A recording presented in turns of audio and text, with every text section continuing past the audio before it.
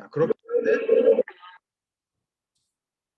네, 녹음 안 됩니다. 녹화 안 됩니다.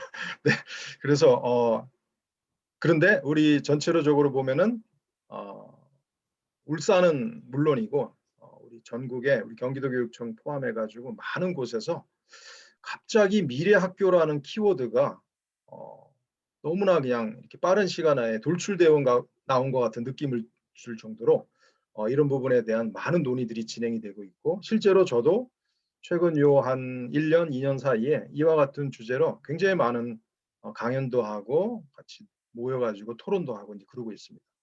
그래서 하여튼 각 지역별로 조금 상황이나 여건은 다르겠지만 뭔가 이 미래학교라는 컨셉을 떠올리면서 새로운 변화를 하지 않고서는 안 되겠다라는 그런 절실한 마음이 느껴지는 그런 상황이 아닌가 싶습니다. 그렇긴 한데 오늘 제가 이 2시간을 막 너무 또 이렇게 심각하게만 강의하면은 이게 전달도 안 되고 재미도 없기 때문에 미리 하나 부탁을 말씀을 드리면은 중간중간에 제가 여러분 참여 코너도 드릴 겁니다. 간단하게 찬성하시는 분 1번, 뭐 반대하시는 분 이거 한번 올려보세요라고 제가 요청도 드리고, 길게 설명하기는 어렵겠지만은 이런 거에 혹시 키워드가 있는 분 채팅창에 올려주세요. 제가 이런 부탁도 드리면은 그런 것도 쳐보고 누르다 보면은 서로 그래도 줌으로 하는 제한된 상황이지만은 서로 그래도 간접적으로 소통하는 그런 강의가 되지 않을까, 이런 걸 부탁을 드리면서 이제 들어가려고 합니다. 오늘 이미 뭐 조금 전에 대충 느낌을 말씀드렸는데 첫 3가지 내용 크게 준비가 되어 있습니다. 왜 지금 미래교육을 말해야 되는가에 대한 다소 광활한 얘기지만 그 맥락에 대한 이야기, 그리고 조금은 평상시에 다른 데서 들어보지 않았을 가능성이 있을 것 같은 얘기, 이런 얘기들을 제가 한 꾸러미 준비를 했고요. 2번째는 이따가 얘기할 뭐 예를 들면 고교학점제를 포함한 최근의 일련의 변화들이 있는데 역시 거기에 핵심은 여러 가지가 있습니다만 가장 중요하게 자주 언급되는 것은 아이 스스로 자기의 미래 진로를 설계한다는 전제를 깔고 있습니다. 자, 이게 전제가 안 되는 상황에서는 미래학교, 미래교육 얘기한다는 것은 어떻게 보면 큰 의미도 없는 것 같기도 하고요. 그래서 새로운 혁신 프로그램 많지만 가장 중요한 키워드가 아이 스스로 자기의 학업과 진로를 설계한다는 건데, 이와 관련된 이야기를 그동안 제가 전국을 돌아다니면서 다양한 워크숍, 강연, 협의회 등에서 만났던 그런 아이들의 이야기, 또 사례들을 중심으로 해서 얘기를 할 거고요. 근데 이 부분은 전체 2시간이기 때문에 많이 할애하기는 좀 어렵지 않을까. 그렇지만 실제로 제가 요즘 뭐 하고 있는지를 여러분한테 좀 보여드리려고 일단은 자료상으로는 다 집어넣어놨습니다. 한번 보시다 보면은 요즘 이런 거 하는 모양이지 하고서 힌트를 좀 얻으시라고 강의 자료는 실제 강의하는 것보다는 좀 더 준비했고요. 마지막으로 그런 거에 터에서 모두가 다 동의하고 정말 깔끔한 그런 대안을 얘기한다? 그건 쉽지 않을 겁니다. 그렇지만 그나마 차선책 차원에서라도 아니면은 우리가 하여튼 마음을 쏟아부을 수 있는 그런 새로운 대안, 방향은 도대체 어디에 있을까? 이런 얘기를 하면서 오늘 전체 얘기를 마무리를 하려고 하고 있습니다. 자, 시작하는 이야기로 제가 사진을 하나 준비했는데요. 최근에 제가 작년 가을부터 이 사진을 좀 많이 쓰고 있습니다. 자, 왼쪽 사진은 제가 예전에 대학 가던 시절에 80년대, 70년대 얘기까지 돌아가서도 볼 수 있었던, 지금도 뭐 없는 건 아닙니다만 이런 이제 중화공업단지를 같은 그런 느낌을 주는 공장지대 사진입니다. 그리고 오른쪽은 미래학자들이 여러 사람들의 의견을 들어 상상의 날개를 펼쳐가지고 미래 도시의 모습을 한번 그려본 거죠. 굉장히 밀집화되어 있고 버스들도 저 위에 떠다니는 게 일종의 공공 이동 시스템이나 뭐 외부로 또 날아가는 항공기 같은 것도 있습니다만 버스, 택시 같은 것도 웬만한 거는 다 공중으로 날아다닐 수도 있다는 전제하에서 이제 그려놓은 것들이죠. 자, 그랬는데 제가 왜 이 그림을 보여드렸냐면은 저는 이제 80년대 중반에 대학에 갔습니다. 그 당시에 저는 미리 하나 말씀. 저는 이제 저는 학부는 저는 공과대학에서 출발했습니다. 그래서 중간에 여러 가지 복잡한 인연의 실타래를 잡고 흐르다 보니까 제가 교육학 박사가 돼서 저는 제 책에서도 저는 그렇게 부릅니다. 저를 잡종형 인간이라고. 그때 출판사 사장님이 교수님은 잡종형 인재가 뭐예요? 다른 좋은 표현도 많은데 그럼 뭐 쓸까요? 그랬더니 융복합 인재 뭐 이렇게 얘기하면서 더 좋은 어로 좀 써보라 그러는데 저는 그래도 저를 잡종형 인재라고 부르는 거를 좋아합니다. 그리고 이따 끝부분에 아마 좀 얘기할지 모르겠는데 미래 인재 방향 중에 중요한 키워드 중에 하나는 네, 맞습니다. 잡종형 인재를 키워내는 겁니다. 자, 그런 게 안 탄생하는 사회, 그런 게 환영받지 못하는 국가들은 미래의 모습은 어두울 거라고 저는 이 부분만큼은 저는 단호하게 얘기합니다. 그래서 그리고 한 가지 더 말씀드리면 이게 약간 우스갯소리처럼 들리실지 모르겠는데 그래서 저는 제 주변의 교수들 중에서 학부, 석사, 박사, 전공 다 똑같은 사람 별로 안 좋아합니다. 왜? 나올 수 있는 아이디어가 뻔하기 때문에. 자, 이럴 정도로 자, 그런 배경을 갖고 있는 전데 저는 전형적인 이과 학생이었습니다. 수학도 좋아했어요. 물리도 좋아했고요. 자, 그 당시에 그래서 주변에 저희 아버님을 포함해서 제 아버지를 포함해서 선생님 어른들한테 저 이과 남학생인데요. 저 앞으로 공대 쪽으로 가볼까 그러는데 어떤 학과로 가면 좋을까요? 라고 질문을 던졌을 때 자, 아까 제가 말씀대로 저만 떠들면 재미없으니까 우리 초반 참여 코너 간단하게 하나 해볼까요? 80년대 중반에 전형적인 이과 남학생이 공과대학에 진학하겠다고 질문하면서 전공을 좀 추천해 달라고 했을 때 제일 많이 추천해 준 전공이 뭐였을 것 같습니까? 자, 이 채팅방에 단어만 써주세요. 단어만. 뭐라도 좋습니다. 자, 여러분은 뭐라고 썼는지 한번 확인해 보고 싶어가지고.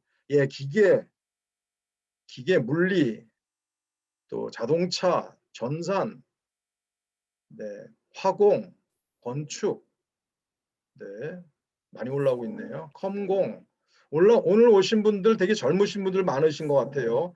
컴공 전산 쓰신 분들은 젊은 분이라고 추정합니다. 저는. 제가 왜 이렇게 얘기하는지 좀 더 설명드릴게요. 핵공학, 예, 핵공학 쓰신 분은 드문데 생화학, 자, 조선, 네, 전자공학 좋습니다. 예.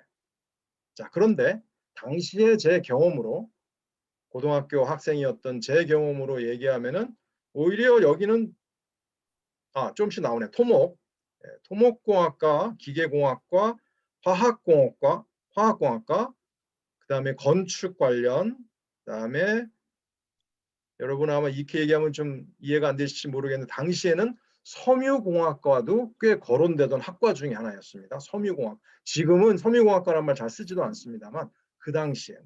그다음에 여기 컴퓨터공학 전산 쓰신 분도 계신데 예, 하긴 하셨어요. 그런데 제 기억 속에 남아 있는 전산 관련 학과들은 토목공학과나 화공학과하고 그냥 비슷한 수준, 그냥 많은 학과 중에 하나일 뿐이었어요. 자, 어떤 분위기였는지 옛날 80년대 대학을 가려고 준비하던 학생 이야기였어요. 자, 그런데 더 중요한 것은 불과 채 10년도 지나지 않아서 세상은 획가닥 바뀌었습니다. 10년쯤 지나서 좀 더 있다가 IMF도 왔습니다만 이미 그 전에 여기 올려놓던 대부분의 학과가 뭐 지금도 유지는 되고 있습니다만 전산 관련 학과들이 더 주리를 이루고 삼성 반도체가 나오고 삼성전자가 1년에 4,000명, 5,000명씩 신입사원을 뽑았습니다. 자, 지금 생각하면은 말도 안 될 것 같은 얘기인데 그때 그랬습니다. 그래서 그 당시에 전산이나 컴퓨터를 전공하지 않았는데도 공대만 나왔으면 자연과학하고 삼성전자에 들어가는 사람들이 엄청나게 많았습니다. 1년에 4,000명, 5,000명씩 뽑았기 때문에. 지금은 그런 일 없고 앞으로도 그럴 일은 없겠죠.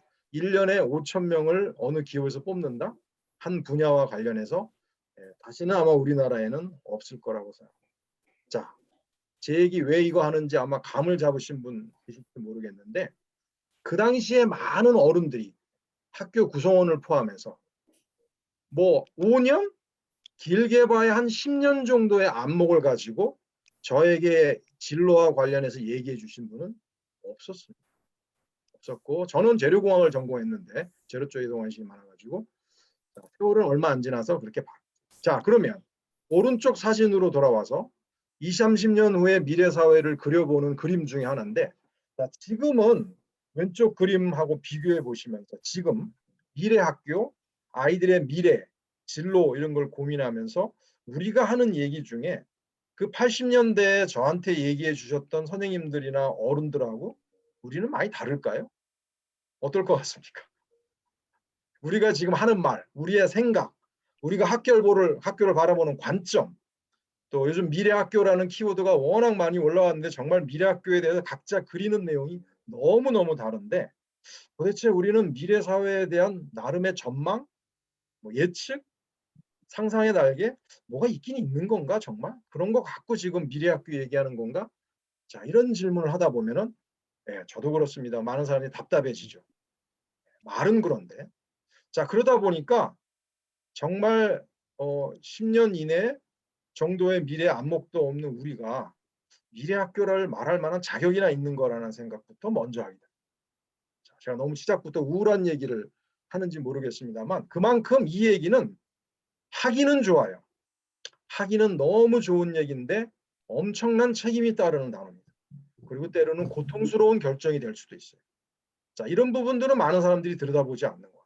미래학교 얘기 굉장히 희망적인 것을 주는 것 같지만 다른 면도 많다라는 얘기를 드리면서 자, 그러면 여러분에게 좀 구체성을 드리기 위해 저는요. 그래서 미래학자들 중에서도 이런 걸 많이 얘기하는 분도 있습니다. 저는 사회를 볼 때 30년 단위로 봅니다. 자, 10년 얘기 못하는데 무슨 30년을 얘기하냐 이렇게 얘기하실 수도 있는데 사회의 변화가 너무 급변하기 때문에 오히려 단기 예측은 누구도 못합니다. 1년, 2년 후의 예측은 불가능해요. 그러나 20, 30년 단위로 사회의 변동을 오히려 물러나서 보시면 그러면 좀 보이는 게 있어요. 오히려요.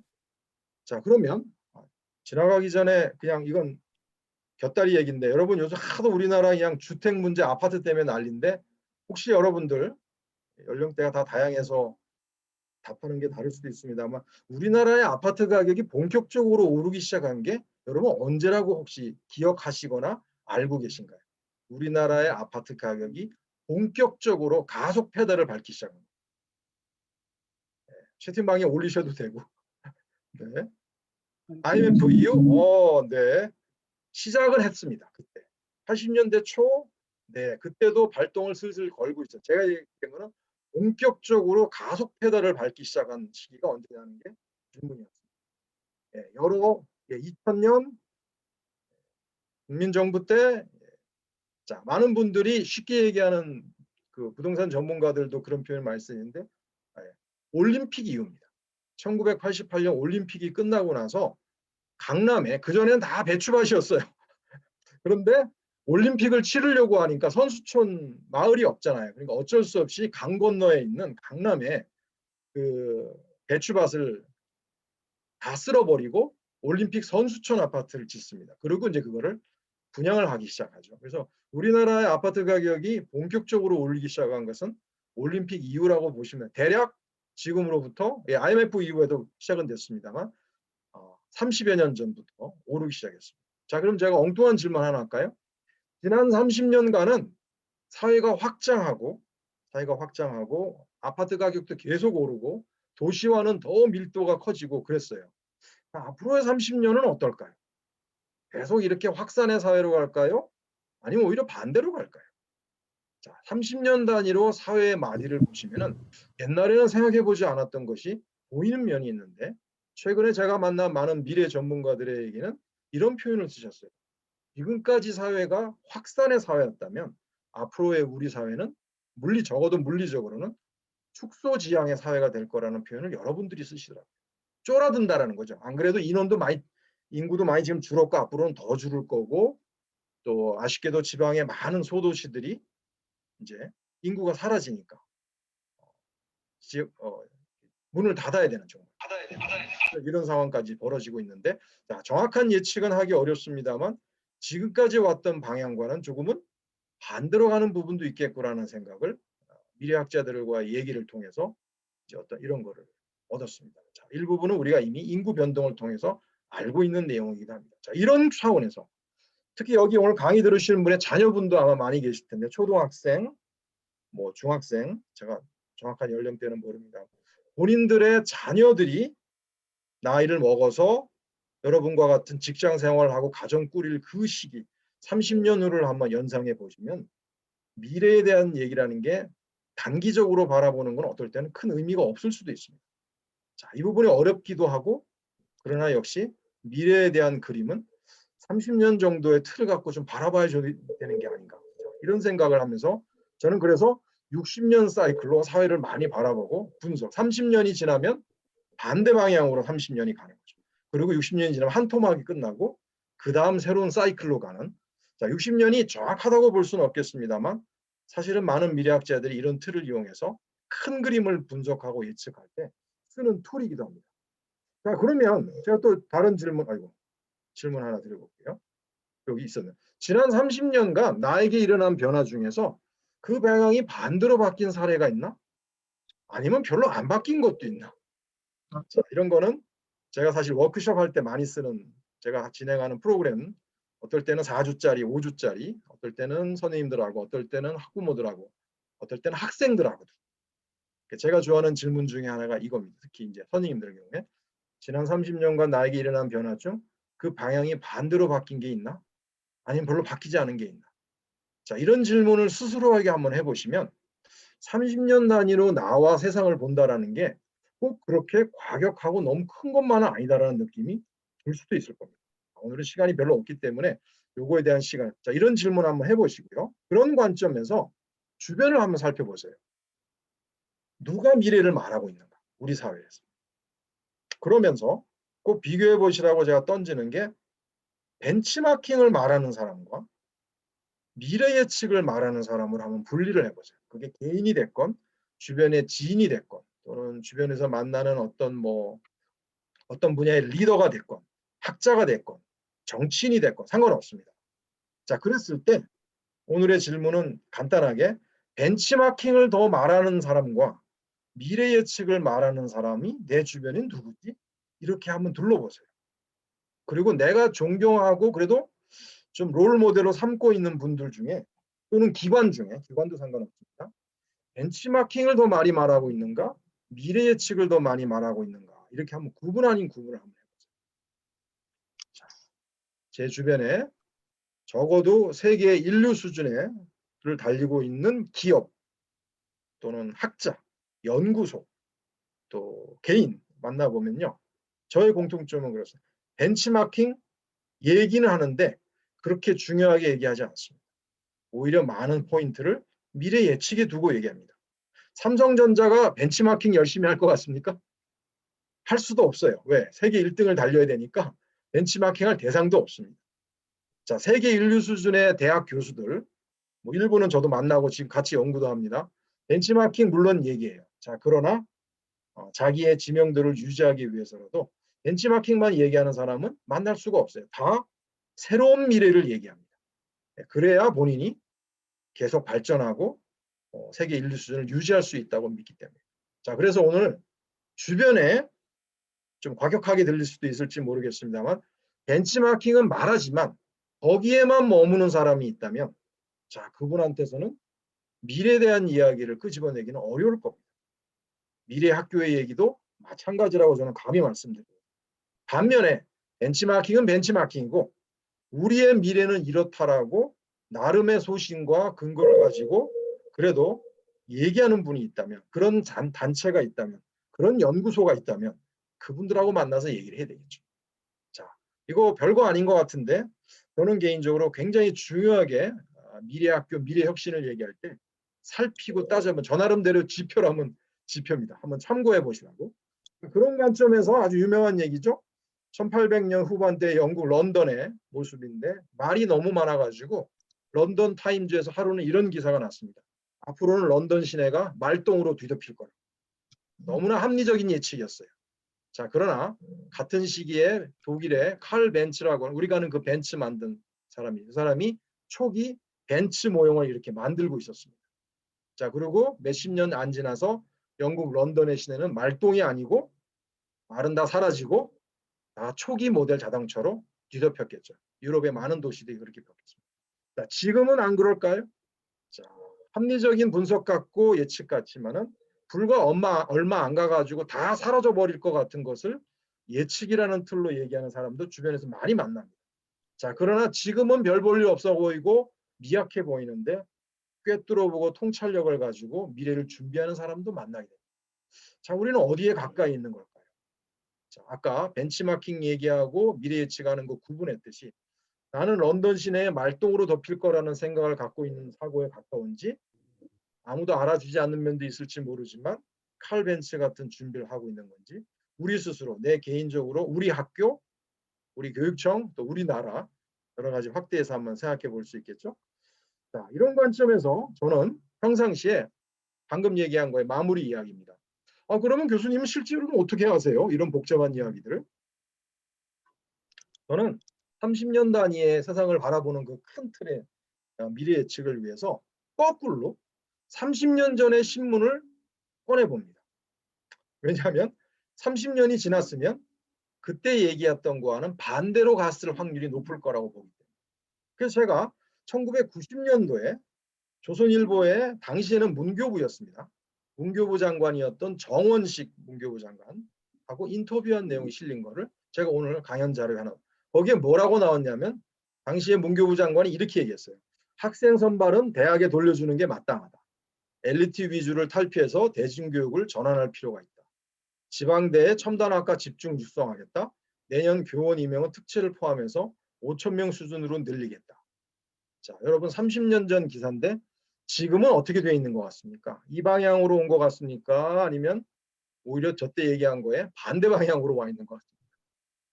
한번 제가 말씀드린 30년 말이로 세상이 반대 방향으로 간다는 그 틀, 60년 사이클로 한번 30년 전 신문을 꺼내 읽어보시면, 자, 강론으로 보면은 의견은 다양하겠습니다. 큰 그림에서 보시면 아닌 게 아니라 좀 반대 방향으로 온 면이 있네. 학생 선발 대학에 돌려져 있나요? 예, 오히려 더 간섭하는 것도 많아진 면도 있고 돌려준 것도 있습니다만, 엘리트 위주 탈피의 대중교육 전환이 됐나요? 네, 그건 잘 모르겠습니다. 지방대 첨단학과 집중 육성에 대해서 지방대들이 활성화됐나요? 그거 아닌 것 같죠? 내년 교원 임용 특채표에 계속 늘려고 확대하겠다고 했는데 지금은 뭐 이걸 논의할 그런 맥락이 아니겠죠? 자, 이렇게 보시면 30년 전의 교육의 리더들도 30년까지는 기대도 안 했지만은 기본적으로 미래 학교, 미래 교육에 대한 전망을 가지고 장관도 하고 뭐도 했을까 이렇게 돌아보시면 솔직히 그런 느낌은 그렇게 안 들 때도 많습니다. 물론 이런 역할 하신 분도 있긴 있어요.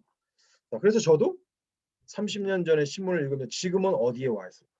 지금은 우리가 이걸 갖고 옥신각신하고 있는데 30년 후에 내 아이들이 어른이 됐을 때는 어떤 세상을 살아가고 어떤 학교를 더 다니고 있을까를 상상을 해보면, 야, 이거 발상의 전환 수준이 아니라 관점을 많이 바꾸지 않고서는 겨우 요 주변에서 일어나는 벤치마킹을 벗어나기는 힘들겠구나 이런 생각을 자주 하게 됩니다.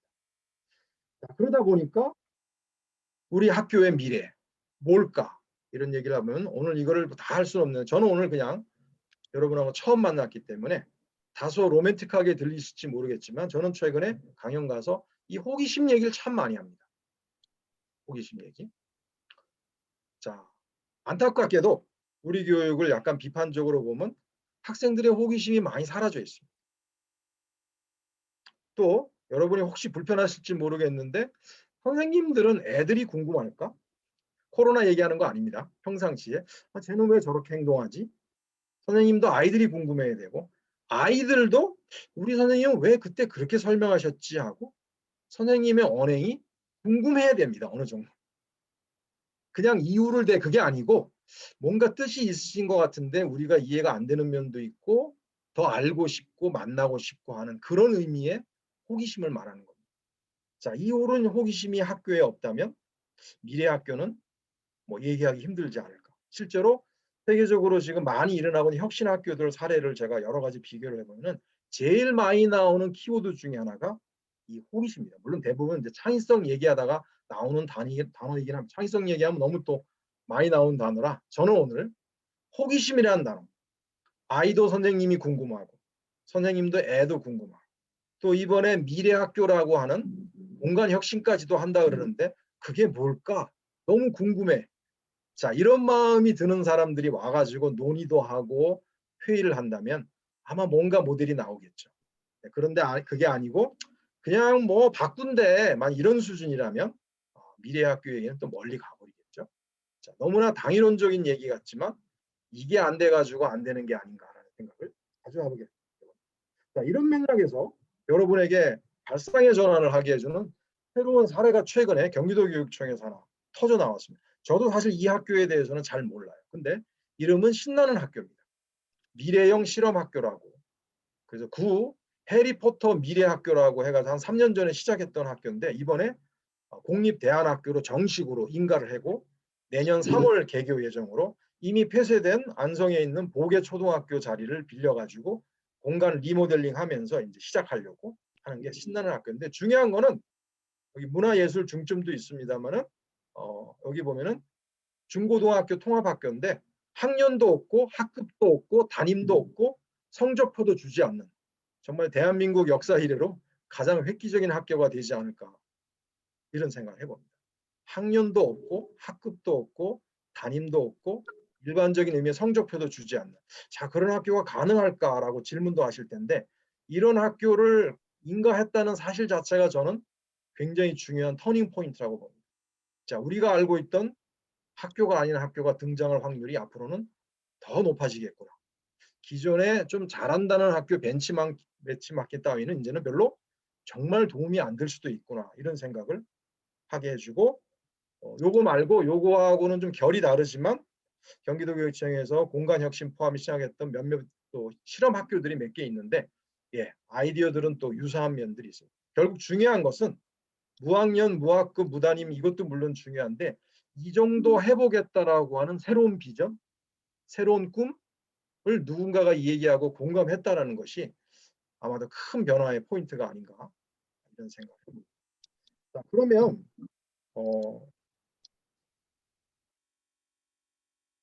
제가 잠깐 요거 다음 넘어가기 전에 이따가 얘기할 고교학점제하고도 좀 연결되긴 하는데 제가 이제까지 가본 학교들 얘기를 좀 다른 나라 얘기를 잠깐 하고 갈게요.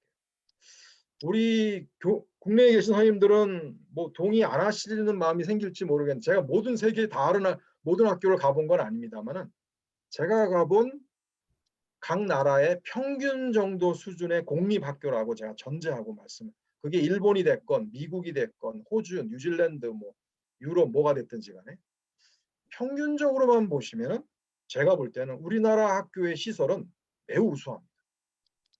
아마 불만 있는 분도 많고 아 우리 학교는 아니야 이러신 분도 계시고 이번에 특히 우리 그린 스마트 학교 추진하는 학교들 보면은 대부분 이제 오래된 학교에 40년 이상이든가요 아마 그 전제 조건이 있어요. 그런데 분들은 동의가 안 되시겠죠. 그런 경우는 빼고 제가 평균 수준으로 봤을 때는 예 우리나라 학교 시설 대단합니다.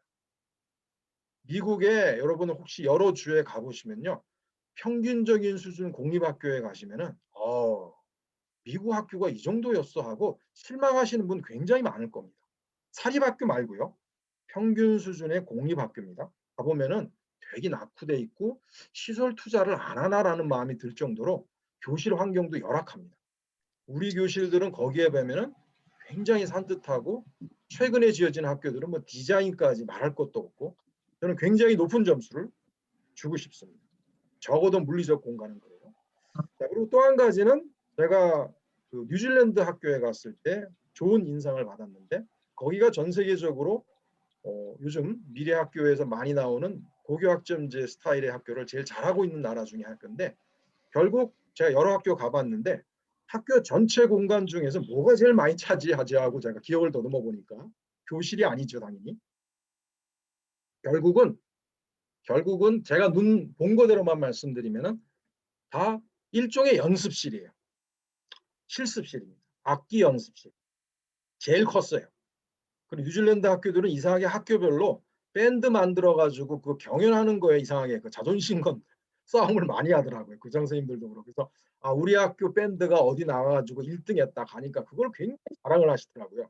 실제로 돌아보니까 악기 연습실이 왜 이렇게 많고 크지? 그게 굉장히 저한테는 인상에 남았어요. 그래서 실제로 이거를 어떻게 운영하시냐고 물어보니까 고교학점제 스타일로 아이들 신청 받아가지고 특히 음악 쪽은 악기 신청 다 받고 우리는 뭐 플루트 하고 싶어요. 나는 색소폰 하고 싶어요 하고 신청하면은 최소한의 인원만 이루어지면은 아이들 팀 만들어주고 지역사회에 있는 그 프로들 색소폰 전문 연주자, 플루트 전문 연주자 또는 그런 걸 파견해주는 이런 단체들이 있더라고요. 거기하고 협약해가지고 그 프로들이 학교로 와요. 다 개인 레슨을 해줍니다. 일주일에 한 번, 두 번씩. 그래서 제가 아니 그럼 이렇게 많은 악기들을 이렇게 많은 지역사회 연주 프로들이 오면 이 인건비를 다 어떻게 감당하십니까? 그랬더니 아니 그걸 학교가 어떻게 냅니까? 지자체 예산으로 다 나가고 뉴질랜드는 이미 20여 년 전에 이런 식의 법안을 만들어 가지고 그런 협약을 맺어서 이렇게 자연스럽게 그 프로들은 프로들대로 자기 또 영역을 넓히고 학교는 학교들대로 예산을 많이 들이지 않으면서도 학생들의 예체능 쪽으로 도와주는 이게 이미 20년 전에 법을 개정하면서 만들었습니다라고 그 교장 선생님이 설명을 해주시더라고요. 그런 얘기를 듣다 보니까 아마 아까 우리 신 선생님 얘기 들어보니까 몇 달 이내에 아마 공간 전문가들도 오셔가지고 협의를 하실 텐데 정말 그때 그런 주장 하시려면 하셔야죠. 아, 우리는 기존의 교실 업그레이드 하는 거는 최소한으로 그냥 깔끔하게만 고쳐주세요. 대신에 요런 활동을 할 수 있는 공간이나 이런 거는 새로 만들든지 아예 전격적으로 리모델링 하든지 기존의 교실을 다 뚫어가지고 더 넓혀주든지 우리는 정말 아는 게 아니라 악기 연습도 이루어지는 그런 학교 만들고 싶어요. 만약에 그게 그 학교의 가장 큰 비전이고 그거를 통해서 아이들의 정서적인 문제, 미래에 대한 비전을 찾는 마음을 여는 학교가 됐으면 좋겠다. 그게 만약에 비전으로 공감대가 형성된다면 글로 가는 거죠. 이건 제가 그냥 뉴질랜드에서 봤던 사례를 갖고 제가 그냥 상상의 날개를 자 이런 얘기들이 아마 여러 학교 단위별로 논의가 이루어지지 않을까 참고로 하는 말씀을 드려봅니다. 자 그러면 이제 제 얘기 그 첫 번째 세션을 마무리하기 전에 마지막 얘기는 구글 이야기인데요. 이 책은 한 6년 전에 우리나라 사람으로서 구글에 1호로 입사하신 이준영이라는 사람이 쓴 책입니다. 엔지니어죠. 글 제목도 좀 자극적이죠. 저 스카이는 하늘도 되고 여러분이 아는 그 스카이도 됩니다. 근데 이 사람이 나중에 제가 만나서 또 깊이 있는 얘기를 했는데 정말 그런 얘기를 하더라고요. 구글 정도의 글로벌 기업들은 한국에 스카이가 있는지도 모르고 아무 관심도 없다는 거예요. 그런데 왜 아직도 한국은 이런 류의 틀에서 못 벗어나는지 전통적인 학력에서 너무나 안타깝고 답답하다. 그리고 이렇게 가는 한 대한민국의 미래는 없다. 자 이렇게 그 마음을 책 제목에 담은 거죠. 구글은 스카이 모른다. 그리고 저 책 안에 신입사원 뽑는 얘기 뭐 여러 가지 사례들이 많이 나오는데 하여튼 그 얘기를 다 하면 너무 기니까 그중에 한 가지만 말씀을 드리면 정말 한국을 대표하는 최고의 대학을 나오고 스탠포드와 MIT에서 박사학위까지 받은 사람이 면접을 보러 왔는데 이준영 씨가 면접관으로 참여를 합니다. 이준영 씨는 학부만 나왔어요. 자, 우리나라 같으면 상상하기 어려운 일이죠. 학부만 나온, 자기 그랬어요. 자기 지방대 나왔다고. 지방대 학부 나온 그 사람이 MIT 박사학위 받은 사람을 신입사원 면접을 본다? 아마 우리나라에서는 쉽지 않을 텐데 구글에서는 너무나 자연스럽게 있는 일 중에 하나입니다. 자, 그런데 만났는데 너무 똑똑해. 그러나 결국은 자기뿐만 아니라 많은 사람들이 부정적인 코멘트를 많이 써서 그 사람이 입사를 못했어요. 그 입사를 못한 이유가 뭐냐고 물었더니 예를 들면은 이렇게 느꼈대요. 어떤 신입사원이 들어왔는데 아 수장 다음 주까지 요거 소프트웨어 좀 고쳐가지고 요거 좀 완료해 주시겠어요? 하고 팀장이 부탁을 했어요. 그러면 구글 같으면 다 팀 단위로 움직이다 보니까 이런 부탁을 하면서 근데 수잔이 예를 들어서 아 팀장님 제가 이런 소프트웨어는 좀 다뤄본 적이 없어서 조금 자신이 없네요. 그러면 아 그러면 작년에 요 업무했던 옆 부서에 안젤라 소개시켜 줄 테니까 또 막 그래도 안 되면 나한테 얘기해. 그럼 내가 도와서 다음 주까지 완성합시다. 자 이렇게 보통 대화가 이루어지는데 이 인터뷰한 그분은 이렇게 얘기할 것만 같았대요. 수잔이라는 사람이 제가 이거 안 해봐서 잘 모르겠는데요 하고 얘기하면은 이 사람은 그래? 그럼 넌 빠져. 이렇게만 얘기할 것 같은 느낌을 그 사람이 줬다라는 거예요. 그래서 결국은 그 사람을 포함한 나머지 분들이 뭔가 좀 이상해 이런 코멘트를 쓰고 입사는 되지 않았습니다. 그리고 나중에 제가 구글 면접관들이 활용하는 그 신입사원 면접 매뉴얼을 봤는데 정말 이런 문구가 나오더라고요. 서류 면접 통과해가지고 온 사람 중에 겸손한 자를 뽑으라. 자, 여러분 지독하게 돈도 추구하고 악착같이 일하는 구글인데 신입사원 면접 매뉴얼에 겸손한 자를 뽑으라는 문구가 있다는 게 저한테는 너무나 충격적이고 한편으로는 신선했습니다. 자, 그리고 이준영 씨하고 저하고 만나가지고 끝맺을 때 이 얘기를 했습니다.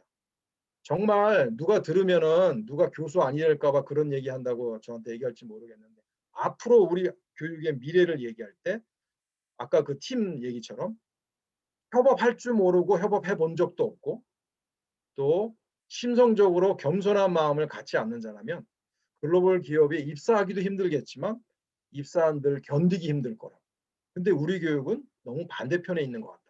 이런 얘기를 했습니다. 자, 이 구글 얘기가 만약에 정말 이 앞으로의 미래를 이끌어갈 트렌드의 한 면을 보여준다면 아마 아까 음악 실습실 늘리자고 했던 그 얘기 제가 그냥 엉뚱한 사례처럼 말씀드렸는데, 뭔가 그게 단순히 음악 활동 열심히 합시다 그 정도가 아니라 우리 아이들의 미래와 미래 학교의 그 핵심 영역 중에 이 겸손한 자를 만들고자 하는 부분에 대한 강력한 의지와 희망이 있다면 아마 그런 음악 활동도 해야겠죠.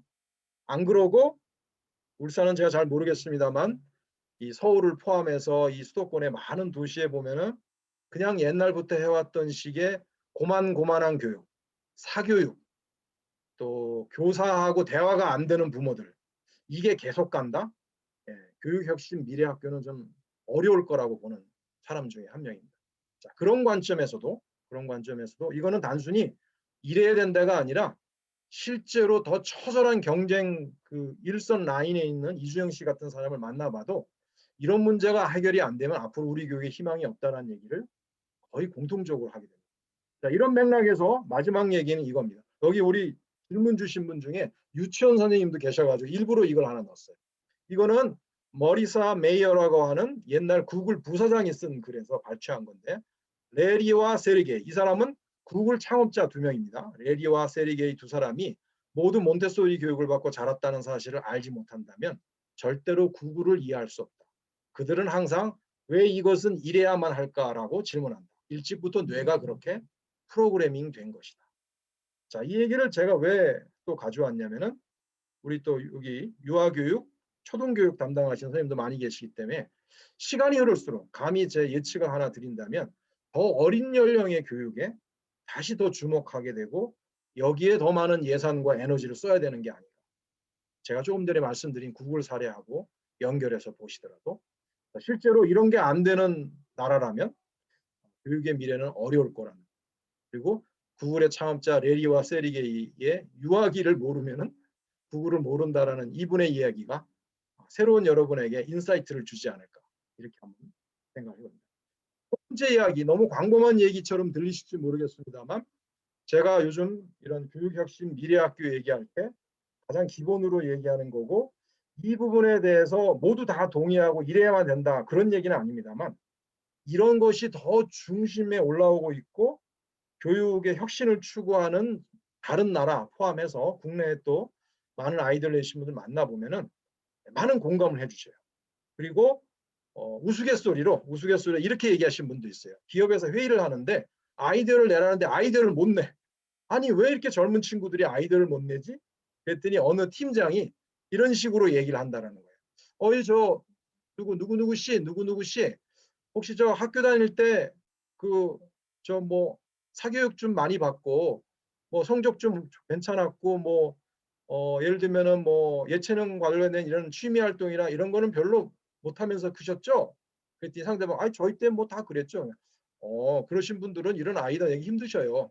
이렇게 자, 우스갯소리 같은데 자 이런 얘기가 일상화되고 있고 될 것이다라고 만약에 받아들이신다면 김철수 씨 중고등학교 시절에 사교육 좀 많이 하시고 성적 올리려고 애쓰셨고 친구들하고 악기 같이 불고 축구 게임 같은 거 못하고 캠프 같은 거 이런 거 많이 못 해보셨죠?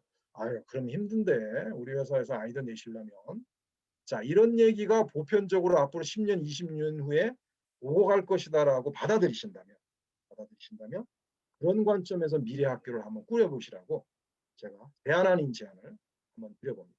자, 첫 번째 얘기 거의 이제 50분이 다 돼가지고 여기서 마치려고 그러고요.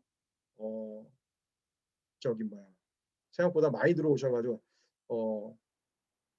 한 10분 정도 쉴 텐데요. 중간에 여기 제가 한 열 몇 개의 질문도 받았습니다만 막상 또 제 얘기를 듣고 나니까 다른 질문거리나 이게 올라오신 분들이 있을 겁니다. 그분들은 채팅창에 올려주시고요. 질문형. 제가 그러면 쉬는 시간에 좀 읽고 그거에 대한 답을 드리고요.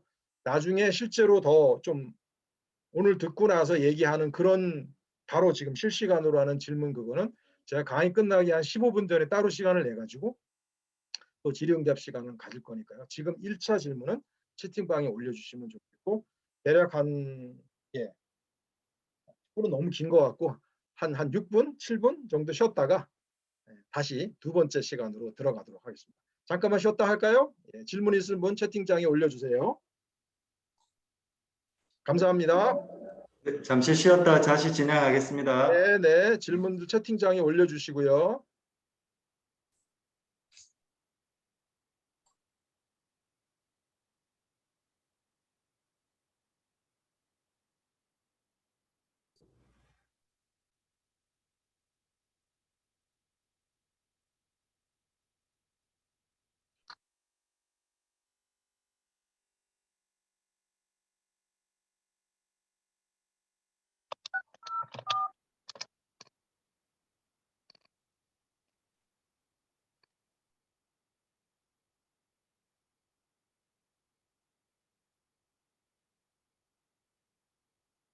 가 필요하노?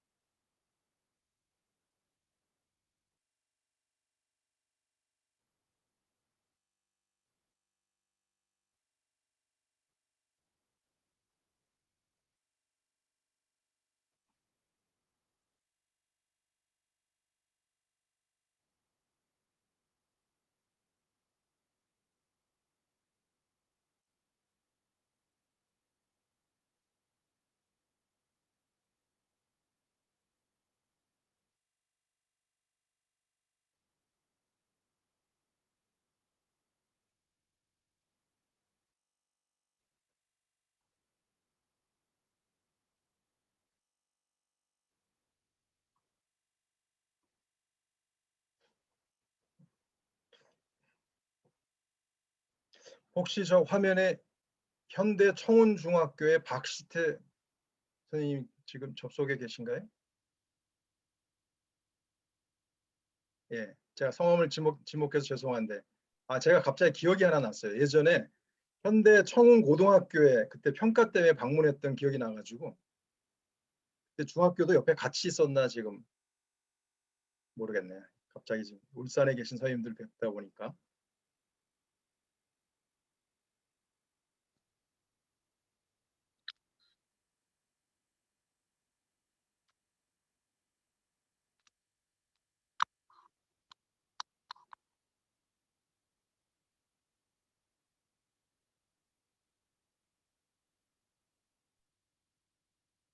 생각보다 초등학교에서 많이 또 들어오셨군요.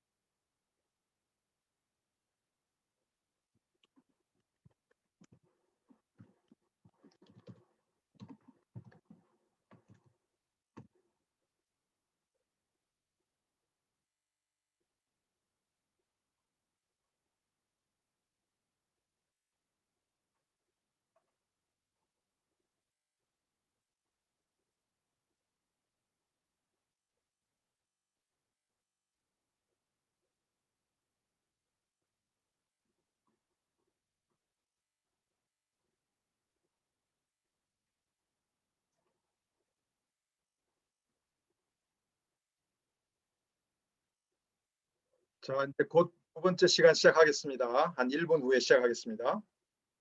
들어와 주시죠.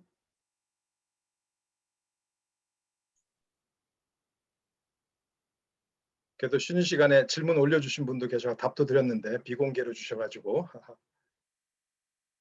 이거를 화면을 줄일 수가 없더라, 그죠? 아니, 거기 있다. 보기 칸을 눌러.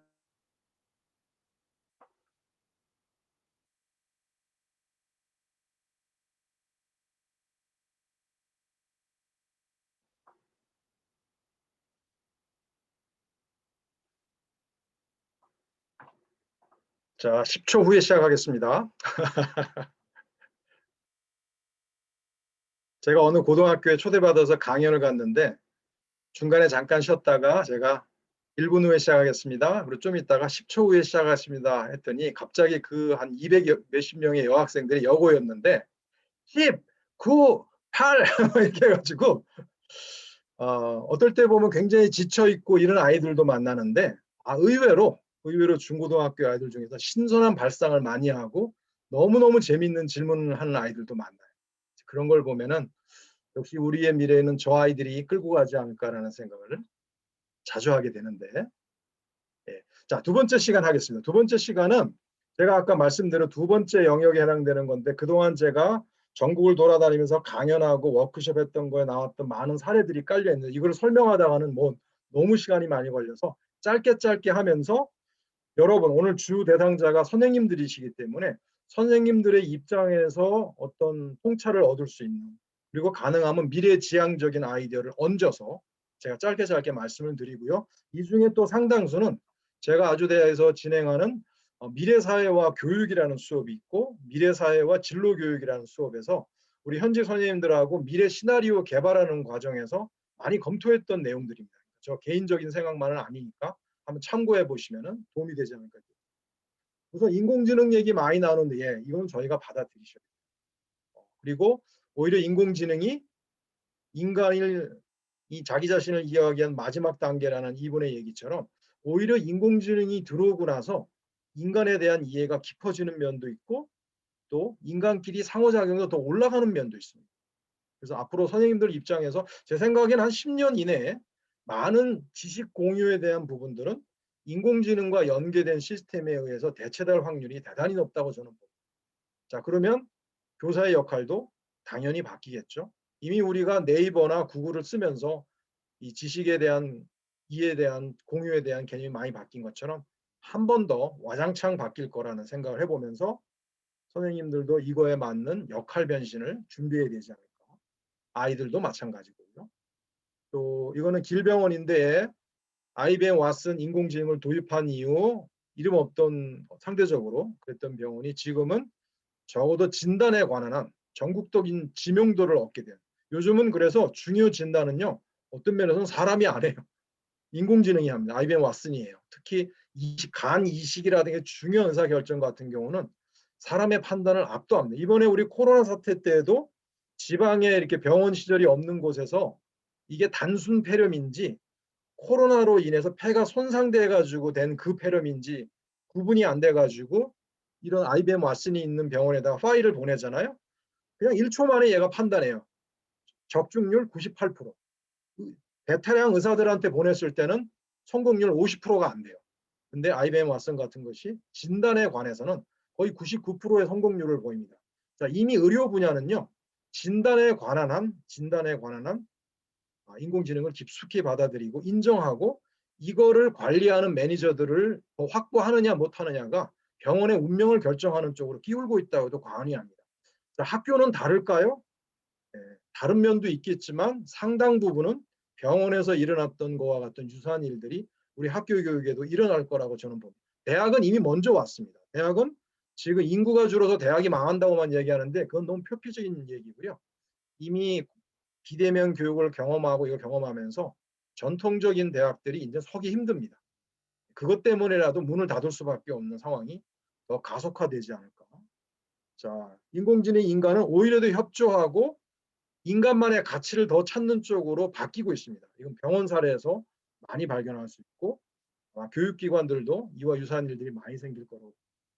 자, 결국은 노동시장이 붕괴했습니다. 자, 기존의 직업은 잊으셔야 됩니다.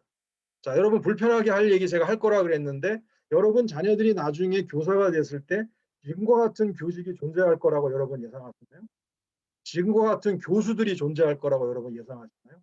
저는 그렇게 보지 않죠. 특히 교수들은 더 빨리 잘려나갈 거라고 저는 보는 사람 중에 한 명이에요. 왜? 옛날 80년대, 90년대 대학 다니던 시절에 그런 교수가 왜 필요합니까? 더 느리고 더 비효율적이고 그런 시스템이기 때문에. 그래서 대학의 수명은 더 빨리 쫄아들 것이다. 이렇게 보고 있습니다. 그래서 저는 직업이 아니고 업직이라고 가르칩니다. 자, 직업 찾지 마라. 너의 업을 먼저 찾고 그 다음에 직을 가라고 하는 다소 당이론적인 얘기 같습니다만 자, 기업에 신입사원 뽑을 때 사실은 또 이렇게 뽑습니다. 너무너무 그 사람들 똑똑해졌어요. 그냥 취직만 하려고 준비해서 인터뷰 온 애들은요. 금방 알아봅니다. 취직 안 돼요. 그런 아이들은. 그래서 이미 초중등 교육부터 자기만의 업을 찾고 자기만의 비전을 갖고 해온 아이들하고 그냥 성적이나 쫓고 좀 괜찮은 대학 나와가지고 좋은 기업이라니까 지원해서 왔다. 금방 알아보고 누구를 뽑아야 될지 기업들도 정확하게 알고 있습니다. 이미 이거는 시스템적으로 굳어져 가고 있어요. 그래서 특히 여기 자녀분 두고 계신 엄마 아빠 입장에 계신 분들이라면은 옛날에 우리가 알던 그런 직업이라는 개념은 이미 붕괴됐으니 그거 버리시고 새로운 초중등 저희 아이 저도 두 아이의 아빠인데 저희 아이들하고는 이미 오랜 시절부터 이런 얘기를 해왔기 때문에 우리 아이들은 오히려 이런 거를 자 근데 현실은 그게 아니죠. 일산에 있는 학원입니다. 상류사회 학원. 다들 상류사회로 가고 싶은가요? 이게 현실이죠. 교수님 현실은 그게 아니잖아요. 이런 얘기 참 많이 해요. 학부모님들 강연 가면. 그럼 전 뭐라 그러냐면은 어머니 아시는 그 현실은 이미 붕괴돼 있습니다. 조금 10년만 내다보시죠 하고 제가 오히려 답을 드리는데 이런 부분에서는 또 소통이 안 되는 부분. 자, 이건 아무것도 아니에요. 서울에서 발견한 건데 승진 취업 시험에 합격하는 집 4주 보면 대박 나는 집 운세 재물 장명 어떤 집인지 아시죠? 근데 그 위에가 더 중요해요. 초중고 적성 진로 전문 상담. 자, 우리나라의 많은 부모님들은 애의 미래를 여기 가서 상담하고 있어요. 이거 도대체 나라가 어떻게 된 거예요? 여러분하고 상담해야 되잖아요. 선생님들하고 또 진로교사가 아니더라도 국어 선생님은 국어 선생님 나름대로 그 아이를 보고 글 써낸 걸 보고 영어 선생님은 영어 선생님, 수학 선생님은 수학 선생님대로 오랫동안 교과를 가르쳐 오는 분만이 보이는 게 있어요. 자, 그거를 얘기해 줄 수 있고 그거 가지고 부모하고 소통이 돼야 되는데 이게 안 되는 대표적인 나라가 대한민국입니다. 선생님들이 편하게 얘기할 수가 없죠. 그런 면도 바뀌어야 되는데 자, 미래 학교 얘기할 때 저는 꼭 그래서 제일 준비해야 되고 선생님들 아이들이 스스로 미래 진로를 설계할 수 있도록 도와주는 역할을 학교와 교사가 해야 되는데 자, 그렇게 하려면은 또 어떻게 우리가 상호작용을 해야 되지? 그렇게 하려면 공간을 어떻게 바꿔야 될까? 질문을 그렇게 해야 되지 않을까? 이건 대학의 사례입니다만 이미 우리 아주대학이 전국적으로 유명해진 게 파란 학기제라는 게 있는데 교육과정을 애들이 짜요. 교수들이 승인을 해주면 그래 해봐. 3학점 줄게. 6학점 줄게. 자, 기존의 전통적인 수업을 붕괴시켜 버렸습니다. 많은 대학들이 벤치마킹하고 있는데 앞으로 적어도 대학들은 이런 식의 교육과정으로 많이 변동할 거라고 봅니다. 아마 고교학점제가 되면 이와 유사한 시스템도 생길 거라고 보는데 주인공은 학교입니다. 그리고 죄송합니다. 학생입니다. 학교와 교사가 아니고 미래 학교와 관련된 또 중요한 컨셉은 우리가 열심히 돕고 하긴 해야죠. 그러나 주인공은 아이들이라는 사실. 자, 그렇게 보시면 질문을 바꿔야 되고 아까 얘기했던데 전 세계적인 많은 혁신학교들을 가보면 교사가 뭐 하는 사람이냐고요? 애들하고 잘 만나는 사람이라고 얘기해요. 참 너무 당연한 얘기인데 지식의 전달이 아니고 학생과 새로운 만남을 하는 사람이 선생님이래요. 자, 그거는 인공지능도 못합니다. 자, 이렇게 보면 앞으로 10년 이내에 교과 지식 전달이나 공유는 새로운 사이버 공간, 인공지능에 의해서 대체되겠지만 교사에게 여전히 남게 되고 요구하는 내용은 아이만의 꿈을 그리고 미래를 설계할 수 있도록 코치해주고 내 교직생활 그래도 한 20년 했어. 내가 아주 모든 걸 다 하는 건 아니지만은 내가 이 부분은 너에게 솔직하게 얘기해 줄 수 있어. 자, 이런 얘기가 오고 가는 학교라면 그게 혁신학교가 아닐까. 자, 그게 안 돼서 안 되는 경우가 너무 많아서요. 자, 그래서 나는 지금 미래에 대해서 누구하고 얘기를 하고 있는가. 나 자신 또는 내가 가르치는 아이들 해보시면 철학원에 가고 있는 건지 아니면은 학교에서 선생님들하고 얘기하면서 또 우리가 앞으로 바꿀 새로운 공간에서 상호작용이 더 잘 되는 그 공간 안에서 미래에 대한 스스럼 없는 발표도 하고 그거와 관련된 실습 활동도 하고 그거와 관련 친구가 얘기하는 걸 듣고 코멘트도 해주고 뭔가 그런 게 이루어진다면은 혁신학교에 점점 가까이 가는 교육과정이 될 거라는 당연히 이 부분부터는 어려운 얘기지만 기존의 교과는 허물어져야 되고 우리가 흔히 얘기하는 융복합형 교육과정으로 바뀌어야 되는데 참 안 되는 나라가 또 우리나라예요. 이놈의 입시 때문에.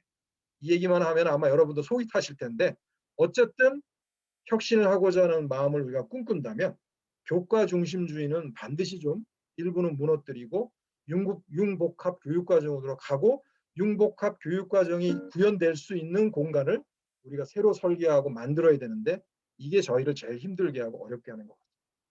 자, 고교학점제, 자, 이거를 본격화시키려고 만든 제도가 고교학점제. 정의를 보시면 학생이 기초소양과 기본학력을 바탕으로 진로 적성에 따라 과목을 선택하고 여기가 정말 중요해요. 자기 자신을 잘 알고 자기의 진로와 적성에 따라 과목을 선택하게 해주는 게 고교학점제래요. 자, 이거 우리 잘 안 되는 거잖아요.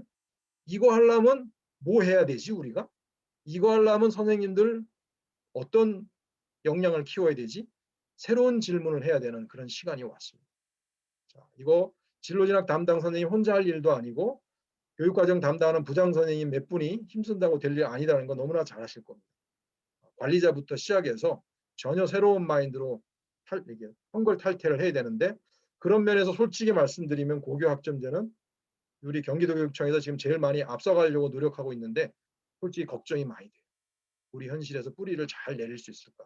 준비는 별로 안 돼 있는데 너무 가속 페달을 빨리 밟는 게 아닌가? 이런 걱정이 많이 앞서고 있는데 어쨌든 경기도교육청은 내년 2022년부터 고교 학점제를 본격적으로 하겠다고 지금 얘기하고 있습니다.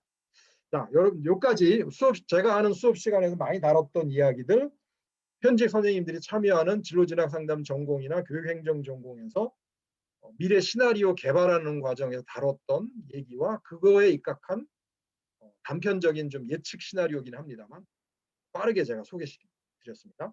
자, 여기는 여러분 참여 코너 또 하나 드릴게요. 여러분 자녀를 한 명 떠올려도 좋고 아니면 여러분 가르치는 학생 한 명을 떠올리셔도 좋습니다. 질문이 너무 어린 시절부터 나오는 거라 그 친구가 어린 시절부터 지금까지 누가 시키지 않았는데도 계속 하고 있는 일 뭐가 있나 하나만 떠올려 보시죠. 공부 말고요. 학교에 가서 제가 학생들 대상으로 강연하면은 이 질문하면 제일 많이 나오는 게 밥 먹기입니다. 밥 먹기요, 잠자기요. 네, 그런 종류의 답입니다. 시간은 제가 20초만 드릴게요. 고민하지 마시고 내가 가르치는 학생이 딱 보니까 어린 시절부터 지금까지 만약에 초등학교 또는 유치원 선생님들은 뭐 본인 자신을 떠올리셔도 좋습니다. 어린 시절부터 지금까지 어른이 시키지 않았는데도 꾸준히 해오는 거. 공부 말고. 네. 여기 또 올리네. 만들기. 채팅방에 올리고 계시네. 만들기, 식물 관찰, 게임, 폰게임, 춤추기, 포작질, 핸드폰. 예, 좋습니다. 인사하기, 꽃 주워오기, 예, 지우개 자르기. 이거 특이하네. 지우개 자르기. 놀기, 뛰기. 좋습니다. 청소, 종이접기, 낙서. 예, 많이 나오는 얘기들이죠. 자, 좋습니다. 이거 말고도 더 많을 거예요. 졸라맨 그리기. 네. 자, 이런 얘기를 제가 지금으로부터 이제는 아마 거의 한 8년 좀 더 된 것 같은데 분당의 어느 고등학교에서 저를 특강 강사로 초대해서 가서 질문을 했어요. 얘들아, 어린 시절부터 부모님이나 어른들이 시키지 않았는데도 지금까지 꾸준히 하고 있는 일 뭔지 하나만 얘기해봐. 그랬더니 어느 학생이 손을 들더니 이렇게 얘기하는 거예요.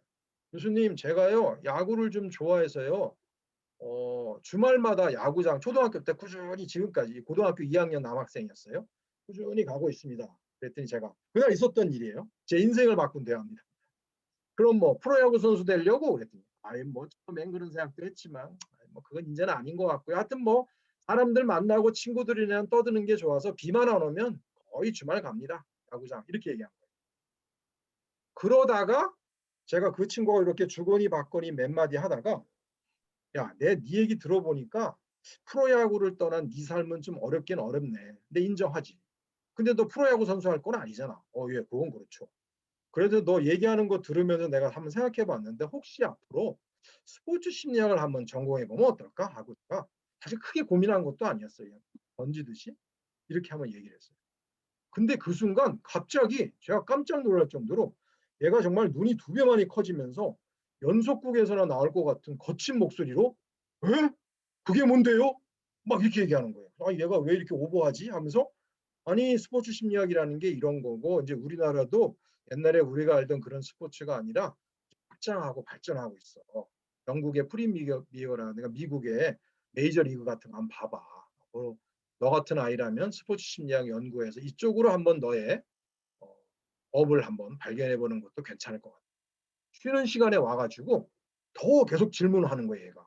야, 너 아까 왜 그렇게 흥분해가지고 너 떠들었니? 그랬더니 이거 사실은요, 내가 이런 얘기만 하면은 아빠, 엄마하고 친척들한테 맨날 혼났거든요. 아니, 고등학교 2학년이나 된 놈이 아직도 야구장만 가고 말이야, 공부를 안 하고. 그런데 오늘 처음 만난 외부 특강 오신 교수님이 제 얘기를 듣더니 스포츠 심리학을 전공해보는 건 어때? 하고 얘기했는데 정말 야구 방망이로 자기 뒤통수를 후려 갈기는 것 같은 느낌이 들더라고요. 이거야! 바로 이게 나의 업이었어.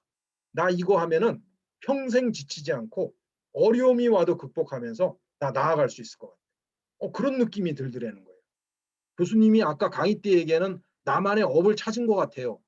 그리고 직은 정말 뭐 프로야구단에 갈지 그거는 또 살펴봐야겠지만 뭔진 모르지만 전 이거 할래요. 그러면서 그럼 심리학과를 가야 되나요? 무슨 스포츠 관련 과를 가야 되나? 하면서 계속 질문하는 거예요. 자, 이런 종류의 아이들은 제가 도와줄 일이 없습니다. 자기가 해왔던 일에 경험해가지고 자기만의 업을 찾은 거죠. 그 이후에 추적은 못 해봐서 정말 스포츠 심리학과를 갔는지는 모르겠습니다만 제가 하는 강연이나 워크숍에 이런 아이들 심심치 않게 만나요. 그리고 자기식의 비전과 꿈을 그날 정리하고 교수님 뭔지 모르지만 이쪽으로 한번 열심히 해보겠습니다. 고맙습니다 하고 밝은 얼굴로 돌아가요. 자, 어떤 얘기인지 또 감 오시죠?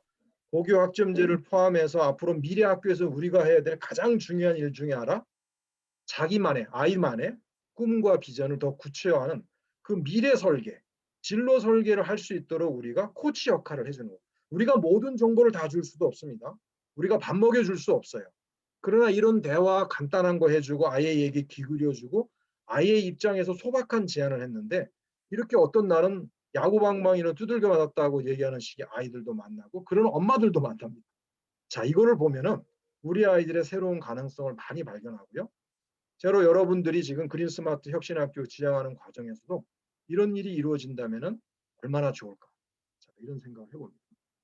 자, 그래서 학생이 정말 좋아하고 잘하고 의미를 부여하는 일을 찾을수록 돕는 게 이제 우리가 해야 될 큰 일이라고 봅니다. 자, 이런 얘기는 제가 이제 프로그램 때 하는 자료라 이게 다 설명할 수가 없어서 이거 연장선상에 있는 거라고 한번 보시고 제가 넘어가겠습니다. 넘어가고 하나만 얘기하면 제가 애들 만나면요, 아까 그 소위 흥미 기능 가치의 접점을 찾게 도와주는 게 저는 우리 아주대학교 진로진학 상담 전공 주임 교수를 맡고 있는데 우리 학교의 전공 정의를 이렇게 합니다. 미래 기반 진로 코칭. 아주대학교 진로진학 상담 전공은 뭐 하는 데예요? 하고 물으시면요. 저희는 미래 기반 진로 코칭 하는 데입니다. 이렇게 답을. 그래서 수업 시간에 미래 사회에 대한 이해도 열심히 하고 새로운 직에 대한 이해도 하고 당연히 아이들 자신에 대한 이해를 할 수 있도록 도와주면서 흥미, 기능, 가치의 접점을 찾도록 우리가 코칭하는 그런 트레이닝을 많이 하고 있어요. 제가 지금 올려드린 자료들은 제가 다 수업 시간에 사용하고 프로그램 때 나왔던 사례들입니다. 하나만 이 중에서 얘기하면 아이들은 여전히 흥미, 기능, 가치의 접점이 아니고 부모도 마찬가지인데 흥미 수준에서 머무는 경우가 참 많습니다. 물론 난 뭘 좋아하는지도 몰라요. 이런 애들도 있어요. 더 답답한 경우인데. 그래서 그렇지만 아까 그 스포츠 심리학 그런 아이들처럼 흥미, 기능, 가치의 접점도 찾고 미래지향적인 비전도 만들어가지고 수료하는 아이들도 보면은 조금만 노력하면 이게 불가능한 거 아니다. 이런 생각도 해보고 방향 학부모 얘기는 이건 나중에 다시 시간 나면 돌아오. 그래서 사실은 아까 얘기한 대로 벤치마킹이 아니고 정말 미래 예측이 중요합니다. 물론 우리가 미래 예측 전문가가 아니기 때문에 이거를 정밀하게 할 수는 없어요. 그렇지만 아까 얘기한 대로 우리가 모든 걸 떠먹여주는 사람이 아니고 우리는 코치 역할을 할 거기 때문에 우리가 모든 걸 다 알 수도 없고 어떤 면에서는 알아야 되는 것만은 아닌 것 같아요. 아마 상당히 많은 정보들은 시간이 흐를수록 앞으로 심리 검사 포함해가지고 인공지능이 장착된 시스템으로 더 정교하게 발전할 겁니다. 우리가 할 일은 얘기 들어주고 그 아이의 특성을 스스로 발견할 수 있는 그 코치로서 역할만 하는 것도 굉장히 쉽지 않은 일이라고 보고 있는데 그러나 어쨌든 큰 그림은 역시 또 미래 예측에 대한 이야기를 안 할 수 없는. 그래서 제가 수업식에서는 미래 예측 얘기, 미래 예측 모형 4가지 제가 정리한 게 있는데 나중에 또 여러분하고 강론 얘기할 시간이 있으면 이것까지 얘기하면 너무 때문에 그래서 이런 것도 같이 얘기하면서 아이들이 스스로 너무 발등에 불 떨어진 것만 끊으라고 매몰되지 않고 미래지향적으로 갈 수 있도록 안내하는 이런 트레이닝들을 많이 하고 있습니다. 자, 그러면 제가 여기 마지막에 이 프로그램 연장선상에서 제 프로그램에 왔던 아이 중에서 여러분에게 소개하고 싶은 사례가 있어요. 구체적으로 뭐가 있나요? 정말 미래 기반 진로 코칭이라는 게 어떻게 하시는 거예요? 저는 일단은 미래학자들이 얘기하는 4가지 미래를 기초로 합니다. 기본 미래, 내일 아침에 일어나면 세수하고 양치질하는 수준의 너무나 일어날 개연성이 높은 미래를 기본 미래라고 합니다. 가능성의 미래는 있을 수도 있고 없을 수도 있는 50대 50 정도. 비전의 미래는 정말 애를 쓰고 노력을 해야만 올까 말까 하는 미래, 비전의 미래. 뜻밖의 미래는 내가 노력한 것도 아니고 정말 상상도 못했는데 엉뚱하게 다가오는 미래. 이거를 미래학자들은 뜻밖의 미래라고 합니다. 이 4가지를 가지고 요즘 새로운 컨설턴트 계약을 맺어서 박지성 씨가 새로운 에이전트 역할을 하더라고요. 최근에 저는 무슨 감독 갈 줄 알았는데 그거 안 하고 새로운 일종의 스포츠 마케팅 에이전트 같은 회사를 만들어 가지고 전라북도 거기 요새 컨설팅 하고 있더라고요. 역시 박지성 씨 다운. 박지성 씨의 사례에다가 4가지 미래를 대입하면 박지성 씨의 미래는요. 왜소한 키에 군대도 가지 못할 평발에 그래서 적당한 시에 그만둘 가능성이 높다라는 것이 박지성 씨 중학교 시절에 코치들이 해줬던 기본 미래였대요. 근데 박지성 씨의 가능성의 미래는 우리나라 프로축구나 대표팀의 수비수 정도는 한번 될 수도 있지 않을까? 비전의 미래는 아시아 최고의 수비수였다고 합니다. 박지성 씨가 청소년 시기. 근데 뜻밖의 미래가 찾아왔죠. 히딩크라는 감독을 만나면서 공격수 제안을 받습니다. 그리고서는 최고의 공격수가 돼서 계속 프리미어리그에서 활동하다 은퇴하고 지금은 우리나라의 프로축구단을 컨설팅하는 새로운 에이전트로 발전해가지고 우리나라 프로축구를 한 단계 끌어올리기 위한 컨설팅 작업을 하고 있는 겁니다. 자, 이게 기본 미래, 가능성의 미래, 비전의 미래, 뜻밖의 미래. 저는 저의 기본 미래는 당연히 전형적인 이과생이었기 때문에 엔지니어로서 살아갈 거라고 생각했어요. 가능성의 미래는 그 당시에 저희 때가 전자재료가 드디어 뜨려고 하던 시절이었어요. 그래서 반도체 재료 같은 걸 개발하는 거.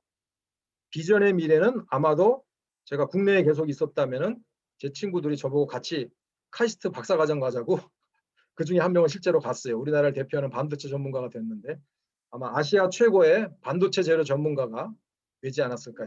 뜻밖의 미래는 교육학하고 제가 만납니다. 그러면서 저는 재료가 왜 바뀌는지에 대한 궁금증보다 인간이 왜 바뀌는지에 대한 궁금증이 더 크다라는 걸 제가 깨닫게 돼요.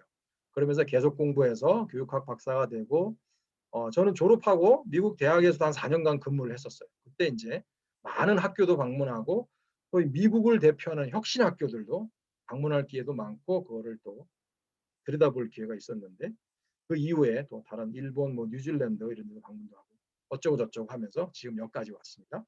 자, 이런 종류의 아이들의 미래에 대해서 같이 얘기하고 소통해주고 그런 것이 미래 학교의 교사들이 갖춰야 될 역량이고 더 준비해야 될 부분이 아닐까. 쉽지 않습니다. 그러나 이런 부분이 안 되고 옛날부터 해왔던 교과 지식 위주의 역할만 내가 하겠다?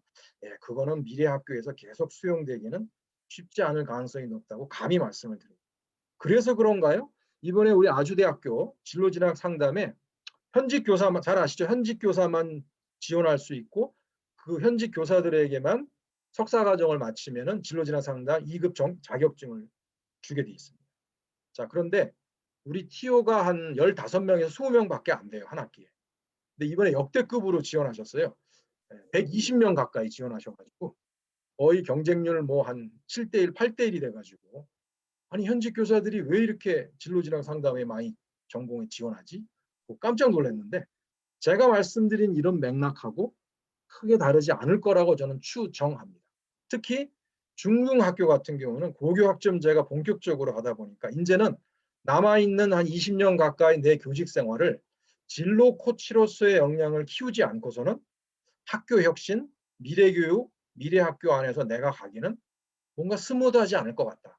이런 것 때문에 꼭 진로 진학 교사가 안 된다 하더라도 발령을 안 받는다 하더라도 자기 개발을 위해서 오신 분들이 아닌가. 저는 이렇게 한번 추정을 해요. 울산 상황은 어떤지 원래 이 경상도 쪽에 이상하게 진로 진학 전공이 별로 개설이 안 됐어요. 우리 전국의 13개 대학에만 지금 개설이 돼 있는데 울산에서는 지금 제일 가까운 대학이 경북대학이 가면 개설돼 있던가? 제가 잘 기억이 안 나네요. 네, 여러분이 상대적으로 기회가 좀 적으신지 모르겠어요. 자, 드디어 마지막으로 요거와 관련된 마무리 이야기 Y양 저희가 하는 미래 기반 진로 코칭에 왔던 어떤 여학생인데 그걸 제가 살짝만 각색했습니다.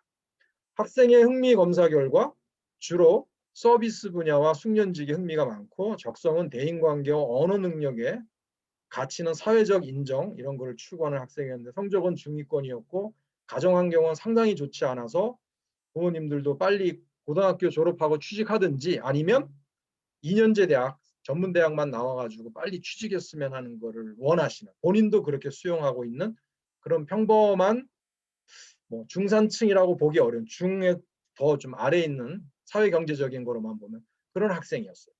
자, 중간 과정은 자, 그러면 이 학생들이 와서 뭐 하느냐?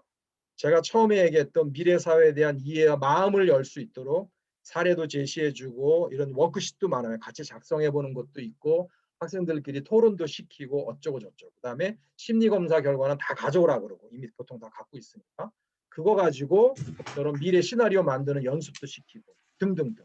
자, 그리고 맨 마지막 숙제를 뭐냐면은 다음 주까지 그러면 제가 설명드렸던 그 4가지 미래에 각자 만들어 오세요 하고서는 그 여학생이 만들어 온 시나리오가 이거였어요.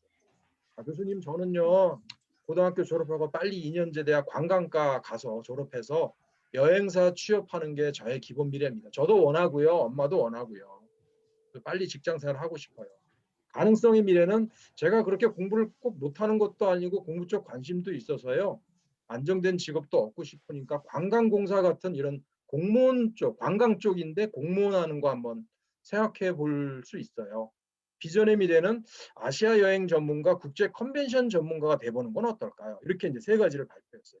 뜻밖의 미래는 아니 교수님 뜻밖의 미래는 너무 어려워서 하기가 너무 힘들었어요. 이렇게 얘기해요. 내가 하나 제안해 볼까? 에? 교수님이요? 해주시면 고맙죠. 내가 생각해 봤는데 너 정말 그래 고등학교 졸업하고 관광과 가서 열심히 직장 생활해라. 그리고 돈도 열심히 모으고. 근데 너 나는 공부하는 것도 좋아하고 어학에 대한 감각도 좀 있긴 있다. 그러니까 여행사 직원하면서 어학 실력도 더 늘려. 그리고 집안 형편이 어려우니까 대학 학력은 학점은행제나 우리 방송통신대나 이런 데 가서 4년제 학위는 그걸로 하자. 그리고 좀 더 돈이 모이면은 대학원을 보건대학원을 가. 예? 뭐라고요? 보건대학원이요? 그게 뭐 하는 건데요? 요새는 보건대학원에 가면은 의료 경영이나 이런 걸 다루는 전공도 많아. 그러니까 네가 관광과 공부하고 직장 생활했던 경험을 바탕으로 해서 보건 의료에 대한 지식도 좀 얻고 의료 관광, 보건 경영 이런 거에 대한 공부한 다음에 요즘 종합병원 1층에 한번 가봐. 외국에서는 환자 굉장히 많다. 교수님이 근무하는 아주대학도 1층에 가면은 뭐 아랍부터 시작해서 우즈베키스탄, 몽골 온 데서 다 와. 여러분 아시겠습니다. 사립대학, 의과대학들 있잖아요. 병원들. 외국에서 오는 손님들 많이 안 오면은 수익성 남기기 힘들어요. 그 사람들은 이제 보험료 안 내니까. 그래도 그 지역에 있는 사람, 경제적 여유가 있는 분들 중에 그래도 우리가 의료 기술이 뛰어나고 상대적으로 싸다 그래가지고 요즘 의료 관광들 영미권에서도 많이 옵니다. 그리고 거기 가면은 인터내셔널 센터가 있어요. 그 사람들 입원 수속해주고 통역도 해주고 동시 통역사들 아니에요. 우리로 치면은 주로 몽골, 우즈베키스탄 이쪽에서 그 다문화 가정 꾸리면서 결혼해 오신 분들 있잖아요. 그분들이 한국어도 잘 내시는 분들이 거기서 좀 경제적 여유 있는 분들이 왔다 그러면은 와서 입퇴원 수속 도와주고 의사 만났을 때 통역도 해주고. 자, 그랬을 때 그런 인터내셔널 센터가 다 있는데 너 앞으로 이렇게 노력하면 그런 센터의 센터장이나 실장으로 앞으로 10년 후에는 살아갈 수 있지 않을까? 이런 관광 분야에 쌓인 서비스 마인드, 친절함, 또 컨벤션 전문가 해봤던 거는 어학 공부, 또 보건대학원 나왔 석사학위 받은 그걸 바탕으로 하면은 앞으로 10년 후에는 그런 삶을 살 수 있지 않을까라고 뜻밖의 미래로 내가 한번 해봤어. 예, 그런 게 다 있나요? 하고서 다 끝나고 갑자기 돌아가다가 그 학생이 다시 들어오는 거예요. 왜 다시 왔어? 뭐 놓고 갔니? 그게 아니고요. 아까 교수님이 저한테 말씀해 주신 그 뜻밖의 미래 있잖아요. 그런데 그게 뜻밖의 미래가 아니고 저의 비전의 미래가 될 수도 있을 것 같아요. 저는 집안 형편도 어려워서 빨리 취직해서 돈 벌고 그런 생각만 했는데 이렇게 10년을 저의 미래를 설계해서 달려갈 수만 있다면 교수님이 말씀하신 그 인터넷 센터의 실장 저 할 수 있을 것 같아요. 한번 해보고 싶어요. 자, 이런 종류의 얘기를 하고 그리고 이런 식의 미래를 꾸며보는 아이들을 다 이 정도는 아니겠습니다만 심심치 않게 만나고 부모들도 이런 종류의 얘기를 들어보고 자기 아들 거 시나리오 만들어 와가지고 발표도 하고 이런 사람들. 자, 이거는 제가 하는 더 미래 사회 지향적이면서도 진로의 컨셉도 들어가고 미래 사회에 더 확장 가능한 직종에 대한 공부도 같이 하고 이러면서 이제 만들어진 미래 기반 사례를 하나. 자, 이런 종류의 이야기들이 앞으로 미래학교, 혁신학교에서 저는 많이 얘기가 오고 가고 발표되고 동료들끼리 친구들끼리 교류하는 그런 얘기가 나왔으면 좋겠다라는 취지로 사례 하나를 말씀을 드렸습니다. 자, 그리고 마지막으로 이제 선생님들 얘기로 다시 돌아가서 가장 안 되는 것 중에 하나가 평가입니다.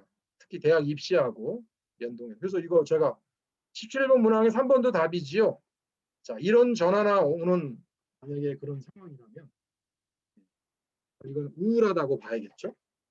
자, 이런 전화하는 아마 OECD 가입 국가 중에서 이런 전화하는 나라는 아마 우리나라 정도가 아닌가. 자, 무슨 얘기냐면 고교 학점제 같은 것도 보시면은 교사의 정성적인 평가가 제대로 이루어지지 않는다면 좀 어려울 거라고 보는 사람 중에 한 명.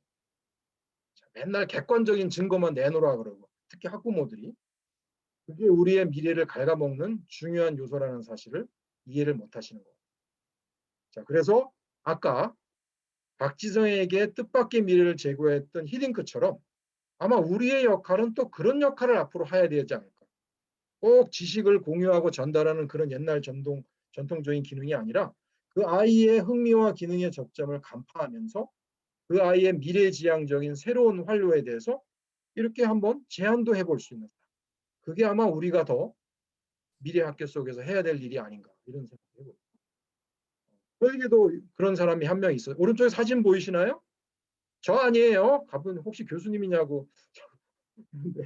옛날 저 박사과정 때 제 지도교수 중국계, 제가 공부하러 갔다가 얼마 안 됐는데 하루는 저를 부르시더니 주우야 너 내가 소개시키는 연구소에 가서 컨설턴트 한번 해봐. 아유 제가 어떻게 해요. 이제 미국 온 지도 얼마 안 됐는데 영어도 잘 안 되고 잘 아시잖아. 아니야 너 영어는 좀 안 돼도 다른 건 잘하잖아. 컴퓨터도 잘 다루고 소프트웨어 통계 분석도 잘하고. 그러니까 여기 가서 컨설턴트 한번 해봐. 다음에 할게요. 그랬더니 우리 교수가 뭐라 그러냐면 너 임마 그럼 평생 못해 하면서 저를 발로 차다시피 해가지고 글로 보냈어요.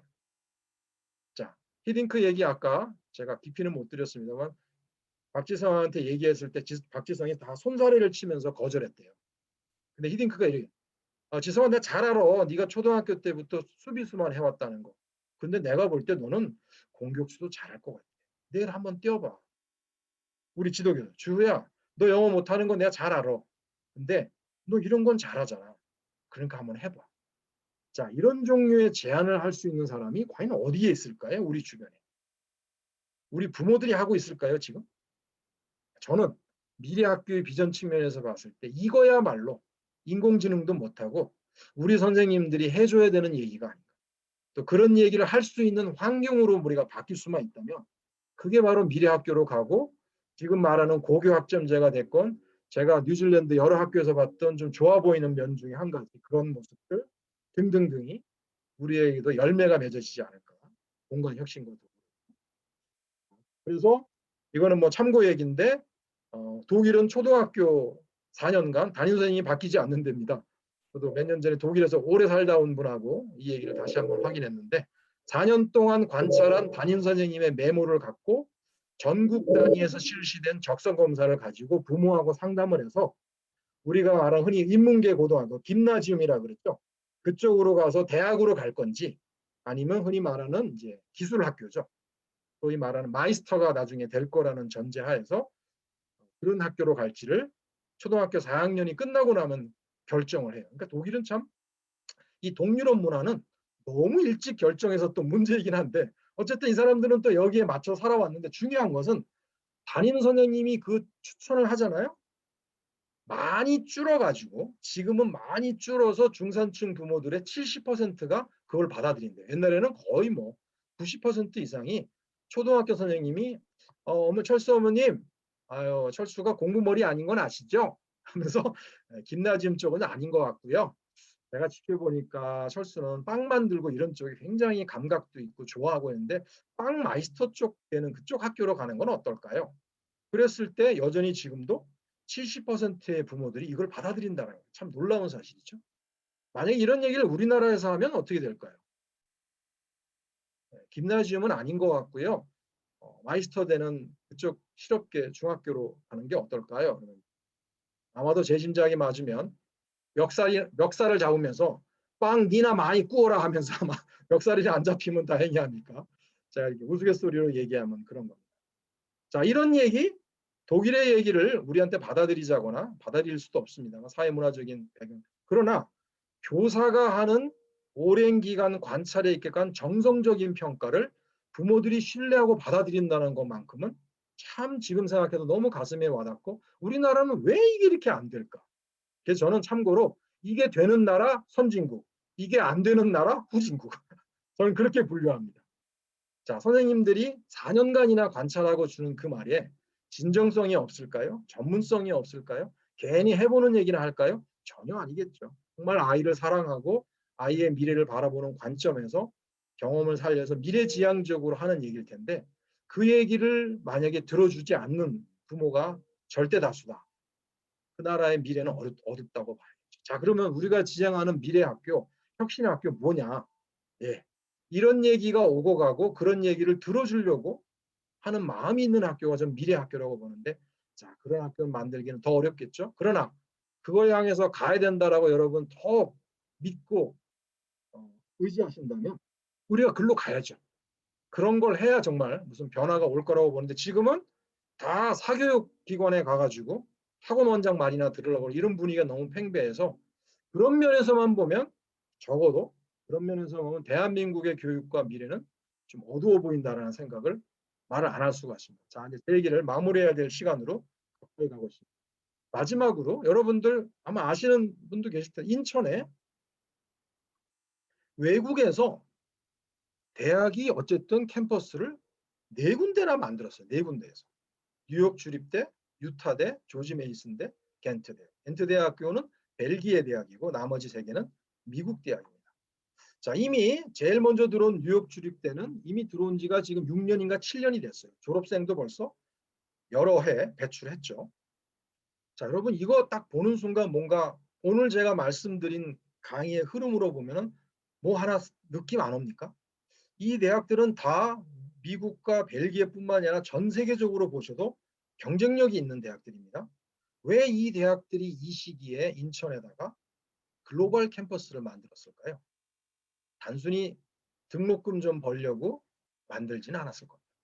최소한 저도 미국 대학에 근무해봤기 때문에 어느 정도 감이 있는데, 제가 거기 총장이고 학장이라면 한 5년, 10년 내다보고 여기 글로벌 캠퍼스 만든 데는 아마도 없을 거예요. 최소한 20, 30년 내다보고, 심지어는 한국의 통일 이후까지 내려다보면서 그 이후에도 고등교육의 수요를 글로벌 맥락에서 흡수하겠다는 장기 전략을 세우고 이 사람들은 들어왔을 거라고 저는 감히 추정합니다. 자, 이 사람들이 들어와서, 참고로 이 대학들 한 학기 등록금 1,000만 원이에요.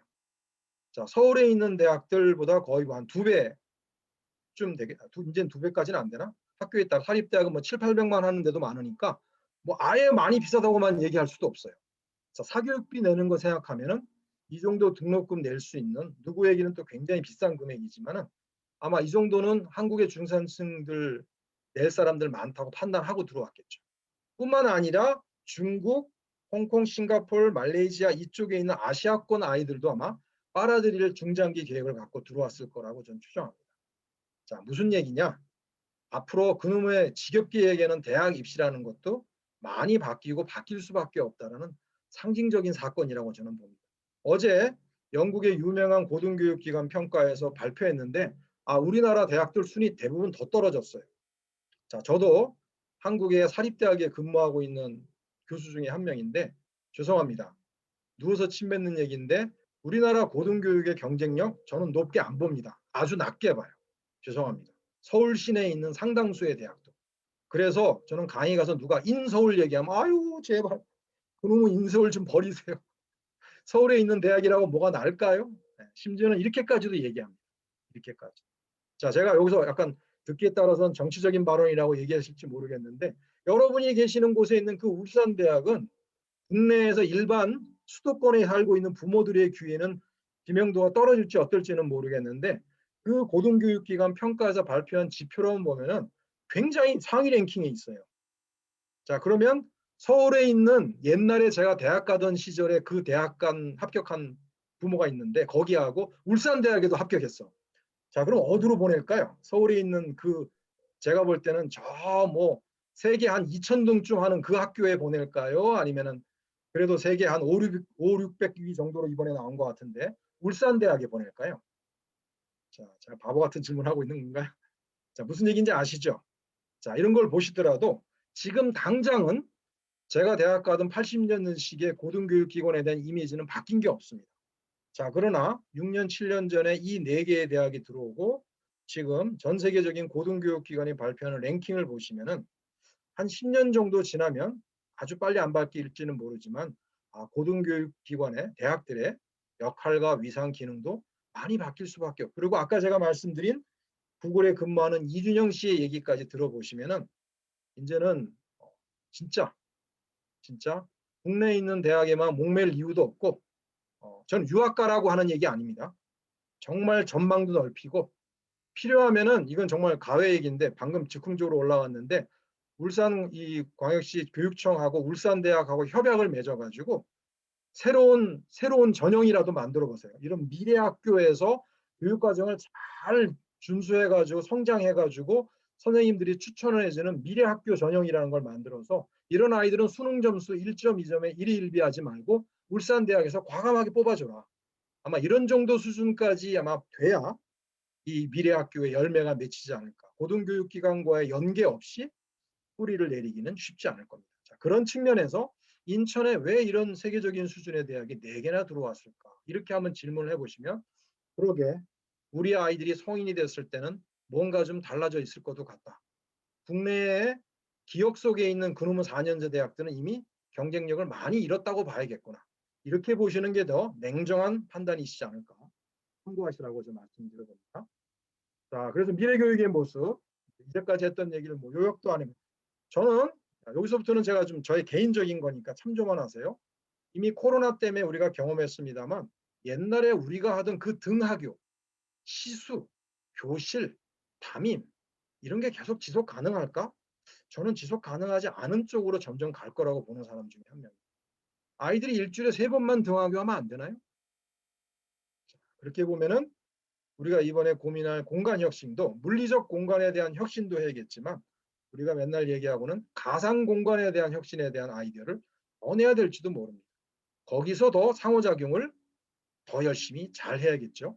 그것도 물론 단점은 있습니다만 학교 형태, 자 아까 신나는 학교 말씀드린 대안학교들이 자꾸 생겨나고 있어요. 더 어떻게 보면 과격한 홈스쿨링 더 늘어나고 있습니다. 국내에 나온 통계 보세요. 앞으로는 이미 대학들은 많이 생겨났습니다만 새로운 종류의 가상학교들이 더 생길 겁니다. 자, 이게 흘러가는 흐름이라면 우리가 말하는 미래 학교는 도대체 뭘까? 공간 혁신은 어떻게 해야 되지? 예, 발상을 한참 많이 바꿔야 되지 않을까라는 아이디어를 생각해 보는 거예요. 학력 인증, 자 요즘 검정고시 보는 애들이 자꾸 늘어나요. 고등학교 안 간다는 얘기입니다. 왜 안 갈까요? 자, 다시 한번 생각해. 자, 그러면 검정고시가 앞으로도 지금 하는 이런 검정고시로만 있을까요? 저는 그렇게 보지 않습니다. 종류가 다른 역량을 검증하고 글로벌 수준에 인증하는 시스템이 생겨나면서 굳이 학교 안 나와도 우리나라 수준의 검정고시 말고 다른 종류의 역량을 검증하는 시스템만 생겨나면은 아이들은 일로 옮겨갈 가능성도 실제로 그 무크, 우리나라는 K무크 이런 강좌에서 하버드 대학, 예일 대학 강의 다 들을 수 있잖아요. 거기서 시험도 쳐요. 그래서 학점을 맞잖아요. 그거 한 3-4과목 들은 것 같고 고등학교만 나온 아이들이 구글이나 이런 데 아마존에 입사를 하고 있어요. 요즘. 고졸인데. 그리고 구글이나 이런 데서는 이제 대졸 자격증 꼭 필수 아니라고 선언한 지 이미 여러 해 됐습니다. 자, 이 정도는 이미 온 미래예요. 예, 하버드 대학, 예일 대학 무크 강의 공짜로 무료로 수업을 듣고 거기에 시험을 봐가지고 학점을 받은 인증서를 들고 구글에 입사를 한다. 이미.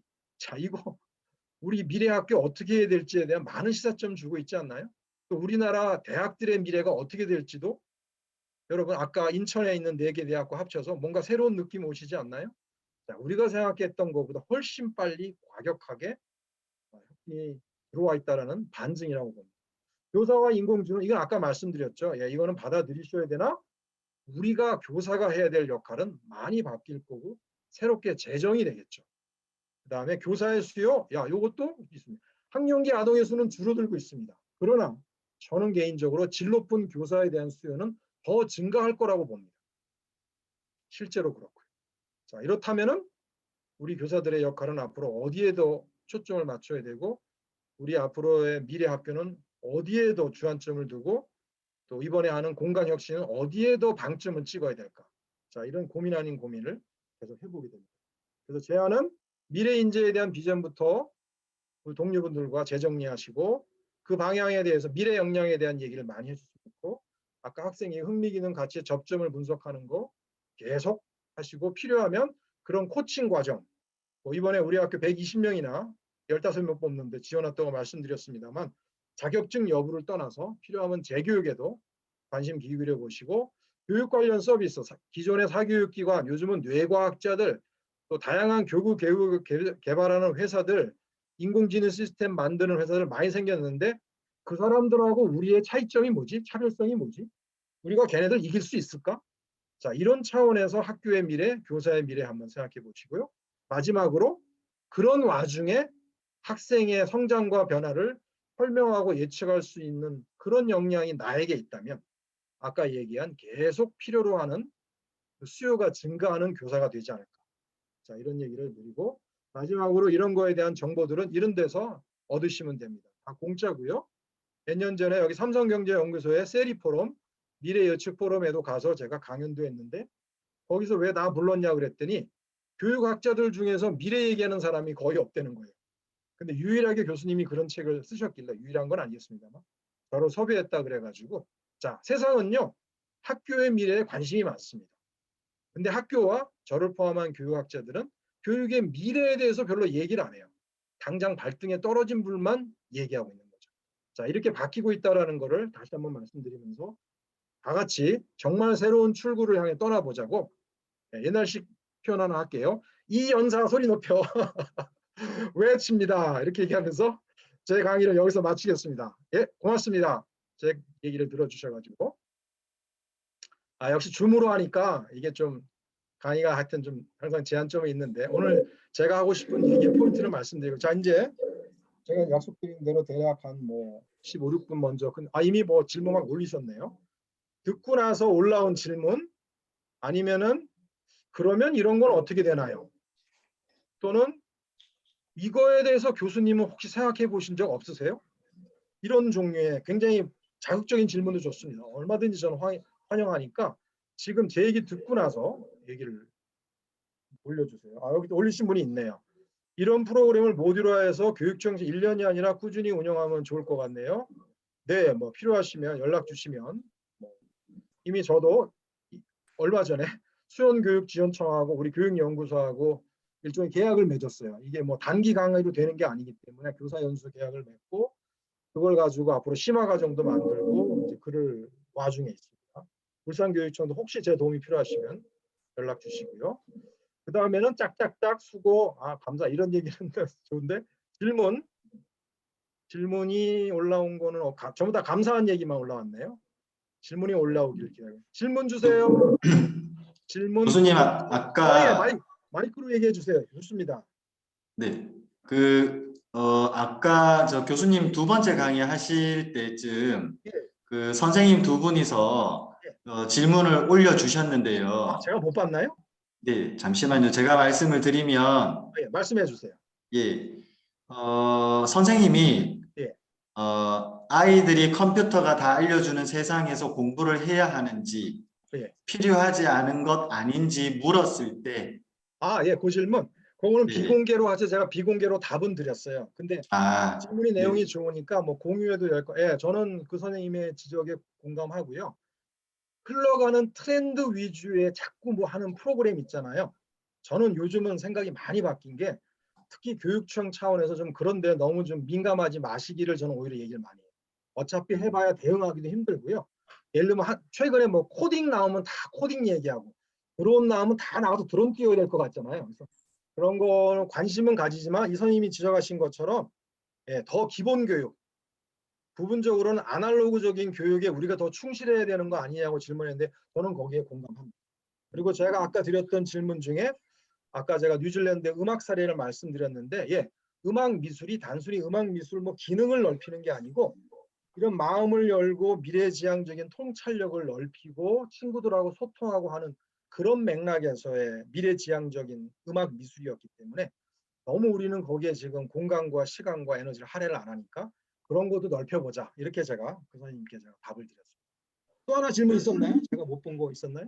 네, 교수님, 그리고 예, 예. 학교 공간의 설계보다 예. 학급당 학생 수를 줄이는 게 우선 과제가 아닐까요? 라고 질문을 남기셨거든요. 네, 네. 네. 그거는 아까 제가 이미 간접적으로 답 아닌 답을 드린 학령기 아동의 수는 계속 줄어가고 있지만 역량이 갖추어진 교사에 대한 수는 늘 거라고 제가 아까 조심스럽게 개인 예측을 했잖아요. 그런 맥락에서 보시면 우리가 이제 좀 더 정교한 미래지향적인 논리를 만들어서 수는 줄었지만 서비스해야 될 내용과 질과 미래지향적인 이거는 더 난이도가 올라갔다. 그러니까 학급당 인원 좀 줄었다 그래가지고 기재부에서 맨날 그 왜 예산 타령하고 뭐 이제 좀 줄여도 되지 않냐 이런 얘기하는 거는 너무 근시안적인 분석이다. 이렇게 우리가 되받아쳐야 되는 게 아닌가. 저는 그렇게 답을 드리고 싶습니다.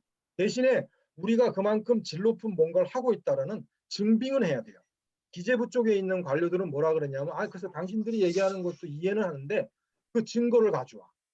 당신들이 그렇게 애들은 줄었지만 더 수준 높은 교육의 질을 하고 있다는 근거가 뭐지? 난 잘 모르겠는데 이게 기재부 차관들이나 이런 분들이 예산 협의회 가면 자주 나오는 얘기 중에 하나예요. 그러니까 우리도 그거에 대한 책무감을 느끼고 답을 해야 되는데 이번에 하는 미래학교 개발이나 공간혁신이 아마 좋은 근거 자료가 되지 않아요. 우리 이렇게 변신하고 있어 하고 그래서 애들 좀 줄었다 그래서 교사 수를 갑자기 줄이려고 하거나 교사 인건비 줄이려고 하는 너무 경제적인 관점으로 보지 말아달라 이렇게 얘기하면 어떨까 싶습니다. 자, 또 질문이 근데 혹시 올라왔나 모르겠네요. 네네, 채팅창에 질문이 대학 서열화가 변할 가능성이 얼마나 있을까? 언제쯤 큰 변화가 생길까? 궁금하기도 하고 답답하기도 하시다고요. 예, 이미 아까 조금 전에 말씀드렸는데 저는 오늘 제 식으로 한 답은 뭐냐면 기존에 있는 서열화 어쩌고 하는 거에 대한 저는 이제 흥미를 빼버렸어요. 얘기해봐야 답도 안 나오고 너무 오랫동안 구도조한 그 무엇이기 때문에 몇몇 단체나 개인이 노력한다 그래 될 것 같지도 않고 그래서 오히려 저는 아까 제가 왜 인천에 4개의 대학이 들어왔을까라고 질문을 던졌잖아요. 이제는 부모 스스로가 학생들 스스로가 또 학교에서 진로 진단을 코칭을 담당하는 분들이 아예 새로운 뭔가 선택을 좀 해주셔야 돼요. 어렵지만 그러지 않고서는 사라지지 않을까. 근데 다행히 국제 평가하는 기관들이 우리 대학들을 지금 더 서열을 낮추고 있는 걸 보면은 아마 대학들도 정신 안 차리다가는 도태되지 않을까 보고 있는데 아마 이런 몇 가지 요소가 상호작용하면서 한 10년 정도 지나면 우리가 알던 서열화 부분은 많이 깨지지 않을까. 저 개인적으로는 그렇게 조심스럽게 한번 예측 아닌 예측을 해보고 있습니다. 그리고 참고로 다 아시겠습니다만 수도권 근처에 있는 그냥 고만고만한 4년제 대학이라고 말하는 거 있잖아요. 오늘 여러분 앞이니까 그냥 전 더 까놓고 얘기하면 모르겠어요. 전 4년제 대학인지. 4년제 대학으로서 기능을 상실했다고요. 제가 보는 관점. 그러니까 별로 기댈 것도 없고 희망을 접으셔야 되는 게 아닌가. 냉정하게 얘기하면 그렇게 말씀을 드리고 싶습니다. 이게 도움이 되는 답인지 모르겠어요. 그다음 하나 더 있었죠. 그 아래. 미래 인재는 공감능, 예절, 감성, 그리고 소통과 인간이 아닐까 오늘과 뭐 가깝습니다. 공감이 안 되고 예술적인 부분, 꼭 예술적인 거는 안 가. 하여튼 자기만의 감성적인 거 갖고 친구들하고 소통도 안 되고. 자, 그 사람이 설사 우리나라에서만 말하는 좋은 대학 나왔다 그래가지고 계속 성장하고 취업도 되고 지속 가능한 그 무엇이 될까 어렵다고 보는 거죠. 아까 그 이준영 씨의 저와 공감했던 그렇다면 공간 혁신도 이거를 돕는 쪽으로 가야 돼. 큰 그림에서는. 이렇게 하려면 우리 공간을 어떻게 해야 되지? 이런 고민을 아마 해보셔야 되지 않을까. 지금 저도 약간 기억이 희미해졌는데 작년 11월에 제가 그 EBS에서 하는 프로 이름을 까먹었네. 미래 교육 창이었던가? 근데 이 프로 이름을 까먹었네. 거기에 제가 출연을 해가지고 거기에 보시면은 그 경기도 사례들이 나오는데 저도 그때 처음 봤어요, 사실은요. 초등학교 사례인데 공간 구조를 어떻게 바꿨더니 교사와 학생 사이의 소통이 굉장히 좋아졌다는 사례가 몇 개 나오는데 필요하시면 작년 11월 경우에 EBS의 그 미래교육 포럼 나오는 거기에 경기도 교육 사례를 찾아보시면은 동영상도 나오고 하니까 그런 강론에 대한 거는 아마 저 말고 다른 또 전문가가 다음번에 강연하실 텐데 찾아보시면 어떨까. 네, 미래교육 플러스. 좋습니다. 거기에 찾아보시면 그런 사례들이 많이 나오고 있습니다. 아마 이거는 뭐 공간 전문가들이 더 이미 지금 실제 아마 방문도 하시고 벤치마킹 하고 계실 것 같은데 참조하시면 될 것 같습니다. 그러면은 예, 다른 교수님, 질문, 예, 다른 질문 주세요. 네. 이제 뭐 혹시나 질문을 하실 분들이 계시면 채팅창에 남겨주셔도 되고, 네, 저 말씀을 해주셔도 되는데, 네, 이제 강의가 마칠 시간이 이제 거의 다 예, 돼서, 맞습니다. 예, 제가 이제 교수님께 예, 아까 우리 또 명산초의 양희숙 교장 선생님도 이런 내용으로 정리를 해주셨고, 아, 이제 네, 제가 미래 사회 변화에 대한 이야기는 다 되고 있는데 이야기도 알고 학교의 변화, 교육의 변화, 오늘 교수님 강의 아이를 중심에 두고 네, 네, 학습력도 키우고 진로 교육도 이야기를 해 주셨고 예, 교사의 역할도 말씀을 해 주셨습니다. 네, 그러면 이제 미래 교육과 관련해서 예, 저희 뭐 초중등 교육을 담당하고 계시는 선생님들에게 예, 뭐 적어도 우리가 놓치지 말아야 될 것, 예, 뭐 몇 가지가 교수님이 생각하시는 게 있다고 하시면, 예. 뭐 놓치지 말아야 될 가치나 방향이나 아니면 지금 당장 우리가 실천해야 될 것들, 뭐 당부해주고 싶으신 말씀이 아, 네, 네. 있다면 한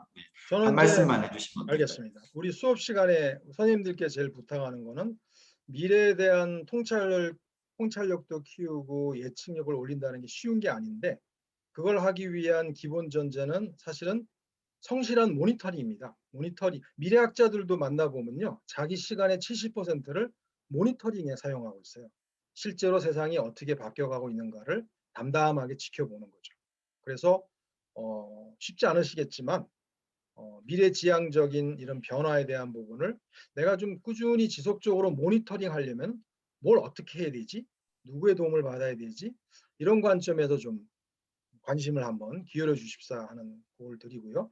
또 한 가지는 아까 제가 학생의 흥미 기능 가치의 접점이라는 표현인데 그거는 선생님들한테도 마찬가지인 것 같아요. 내가 정말 흥미 좋아하고 기능 잘하고 같이 의미를 부여하는 그 접점이 있는데 그 접점을 가지고 이 미래 혁신, 미래 학교의 이야기에 들어가야 된다고 보거든요. 그러니까 끊임없이 내가 정말 잘하고 좋아하고 의미를 부여하는 건 무엇인가에 대해서 살피고 분석해 달라고 제가 부탁을 드리고요. 그 다음에 마지막으로 한 가지는 이거는 뭐 아까 그 프로그램 하던 거에 나와 있었던 부분인데 이번에 아마 여러분 어쩔 수 없이 하시게 될 텐데 어렵지만 준비도 안 돼 있고 좀 난감하고 그렇긴 하지만은 그 시나리오 만드는 것 같은 그런 종류의 작업들 혼자 못 하거든요. 학교 단위로 아니면 3, 4, 5 짝을 지어서 주기적으로 만들어 가지고 교류도 하시고 그걸 가지고 대화도 하시고 그러니까 당장 눈앞에 보이는 신문 기사나 그런 거 마시고 저는 신문 기사 열심히 있는 거 하지 말라 그래요. 우리 대학생들은 오히려 함정에 빠진다. 그래서 신문 기사는 참고만 하고 몇 년치 정도 모니터링한 걸 가지고 동료들하고 팀을 이뤄서 미래 시나리오를 만들어 보는 작업에 오히려 에너지를 써서 필요하면 그거를 학교 구성원들끼리 공유도 해보고 아까 제가 중간 두 번째 덩어리에서 짧게 지나갔던 게 우리 학생들이 수업 시간에 발표하거나 다 했던 그런 내용들이거든요. 사실. 근데 막상 그렇게 해보라고 하니까 우리 선생님들의 통찰력이 굉장히 좋으시더라고요. 그러니까 학교 현장의 경험을 바탕으로 하면서도 너무 외부의 비즈니스하고 마케팅하는 사람들의 얘기에 휘둘리지 않으면서도 뭔가 현실적인 시나리오를 잘 만드시는 걸 보면서 굉장히 제가 좋은 통찰력도 없고 기분이 좋았거든요.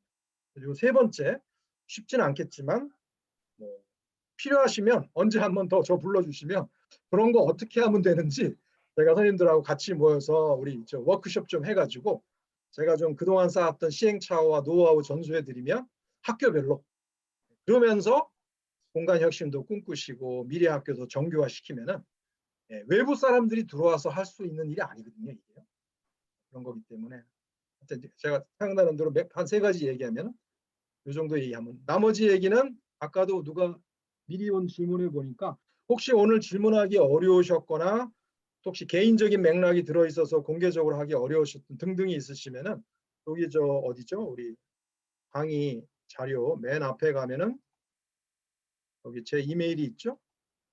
네, 여기 있습니다. 맨 아래 주후 juhu 골뱅이 a주.ac.kr 여기 제 이메일 주소거든요. 여기로 주시면은 같이 공유도 하고 뭐 그리고 아마 우리 선생님 우리 오늘 강연 올려드린 이 자료는 교육청 홈페이지나 어디에다 공유하실 거죠? 네네. 예, 저희가 이거- 지금 참여하신 선생님들한테 아, 예, 이미 예. 제가 파일을 공유를 드렸고 네, PDF 네, 네. 파일 드렸고요. 좋습니다. 저희가 사이트 알려드리겠습니다. 아, 네네. 그렇게 해서 이건 뭐 제 이름 지우고 여러분 이름으로 바꿔치기해서 발표하셔도 돼요. 저작권 이런 거에 아무 상관없고요. 이거 다 뭐 여러 선생님들하고 교류하면서 탄생한 거라 선물로 받은 거라고 보기 때문에 마음껏 교류하십시오. 그리고 제 이메일로 기타 질문 주시면은 이제 공유하겠습니다. 자, 어떻게 이 정도 하면은 얘기가 뭐 정리될 시간이 됐나요, 이제? 네네. 혹시 다른 또 뭐 기타 사항 또 있으시면 주시고요. 그동안 더 질문이 올라온 건 없는 것 같고요. 지금 보니까. 네. 교수님 이제 뭐 보니까 채팅창에 질문도 없고 또 메일 네. 주소를 알려주셔서 네네. 개인적으로 궁금하신 분들이 교수님께 연락을 드릴 수 있을 것 같고요. 네네. 오늘 이렇게 울산에 계시는 선생님들하고 2시간 동안 네. 미래교육과 학교의 변화 이런 내용으로 교수님 강의를 해주셔서 정말 감사드립니다. 아유, 저도 오늘 네. 여러 선생님들하고 만나서 좋고 울산에서 더 좋은 열매가 맺히기를 아주 간절히 기대해 봅니다. 네네. 정말 감사드리고 우리 네네. 연수 2시간 동안 참여해 주신 선생님들한테도 감사드리는 말씀 전하겠습니다. 저희가 2차가 강의 주제가 그린 학교를 통한 환경 생태 교육입니다. 14일 월요일 날 2차 연수도 진행이 되니까 앞으로 향후 이루어지는 연수에도 많은 관심을 부탁드리겠습니다. 네, 오늘 고생 많이 하셨습니다. 감사합니다. 네, 고맙습니다. 네, 네. 교수님 감사합니다. 네, 고맙습니다. 네, 네.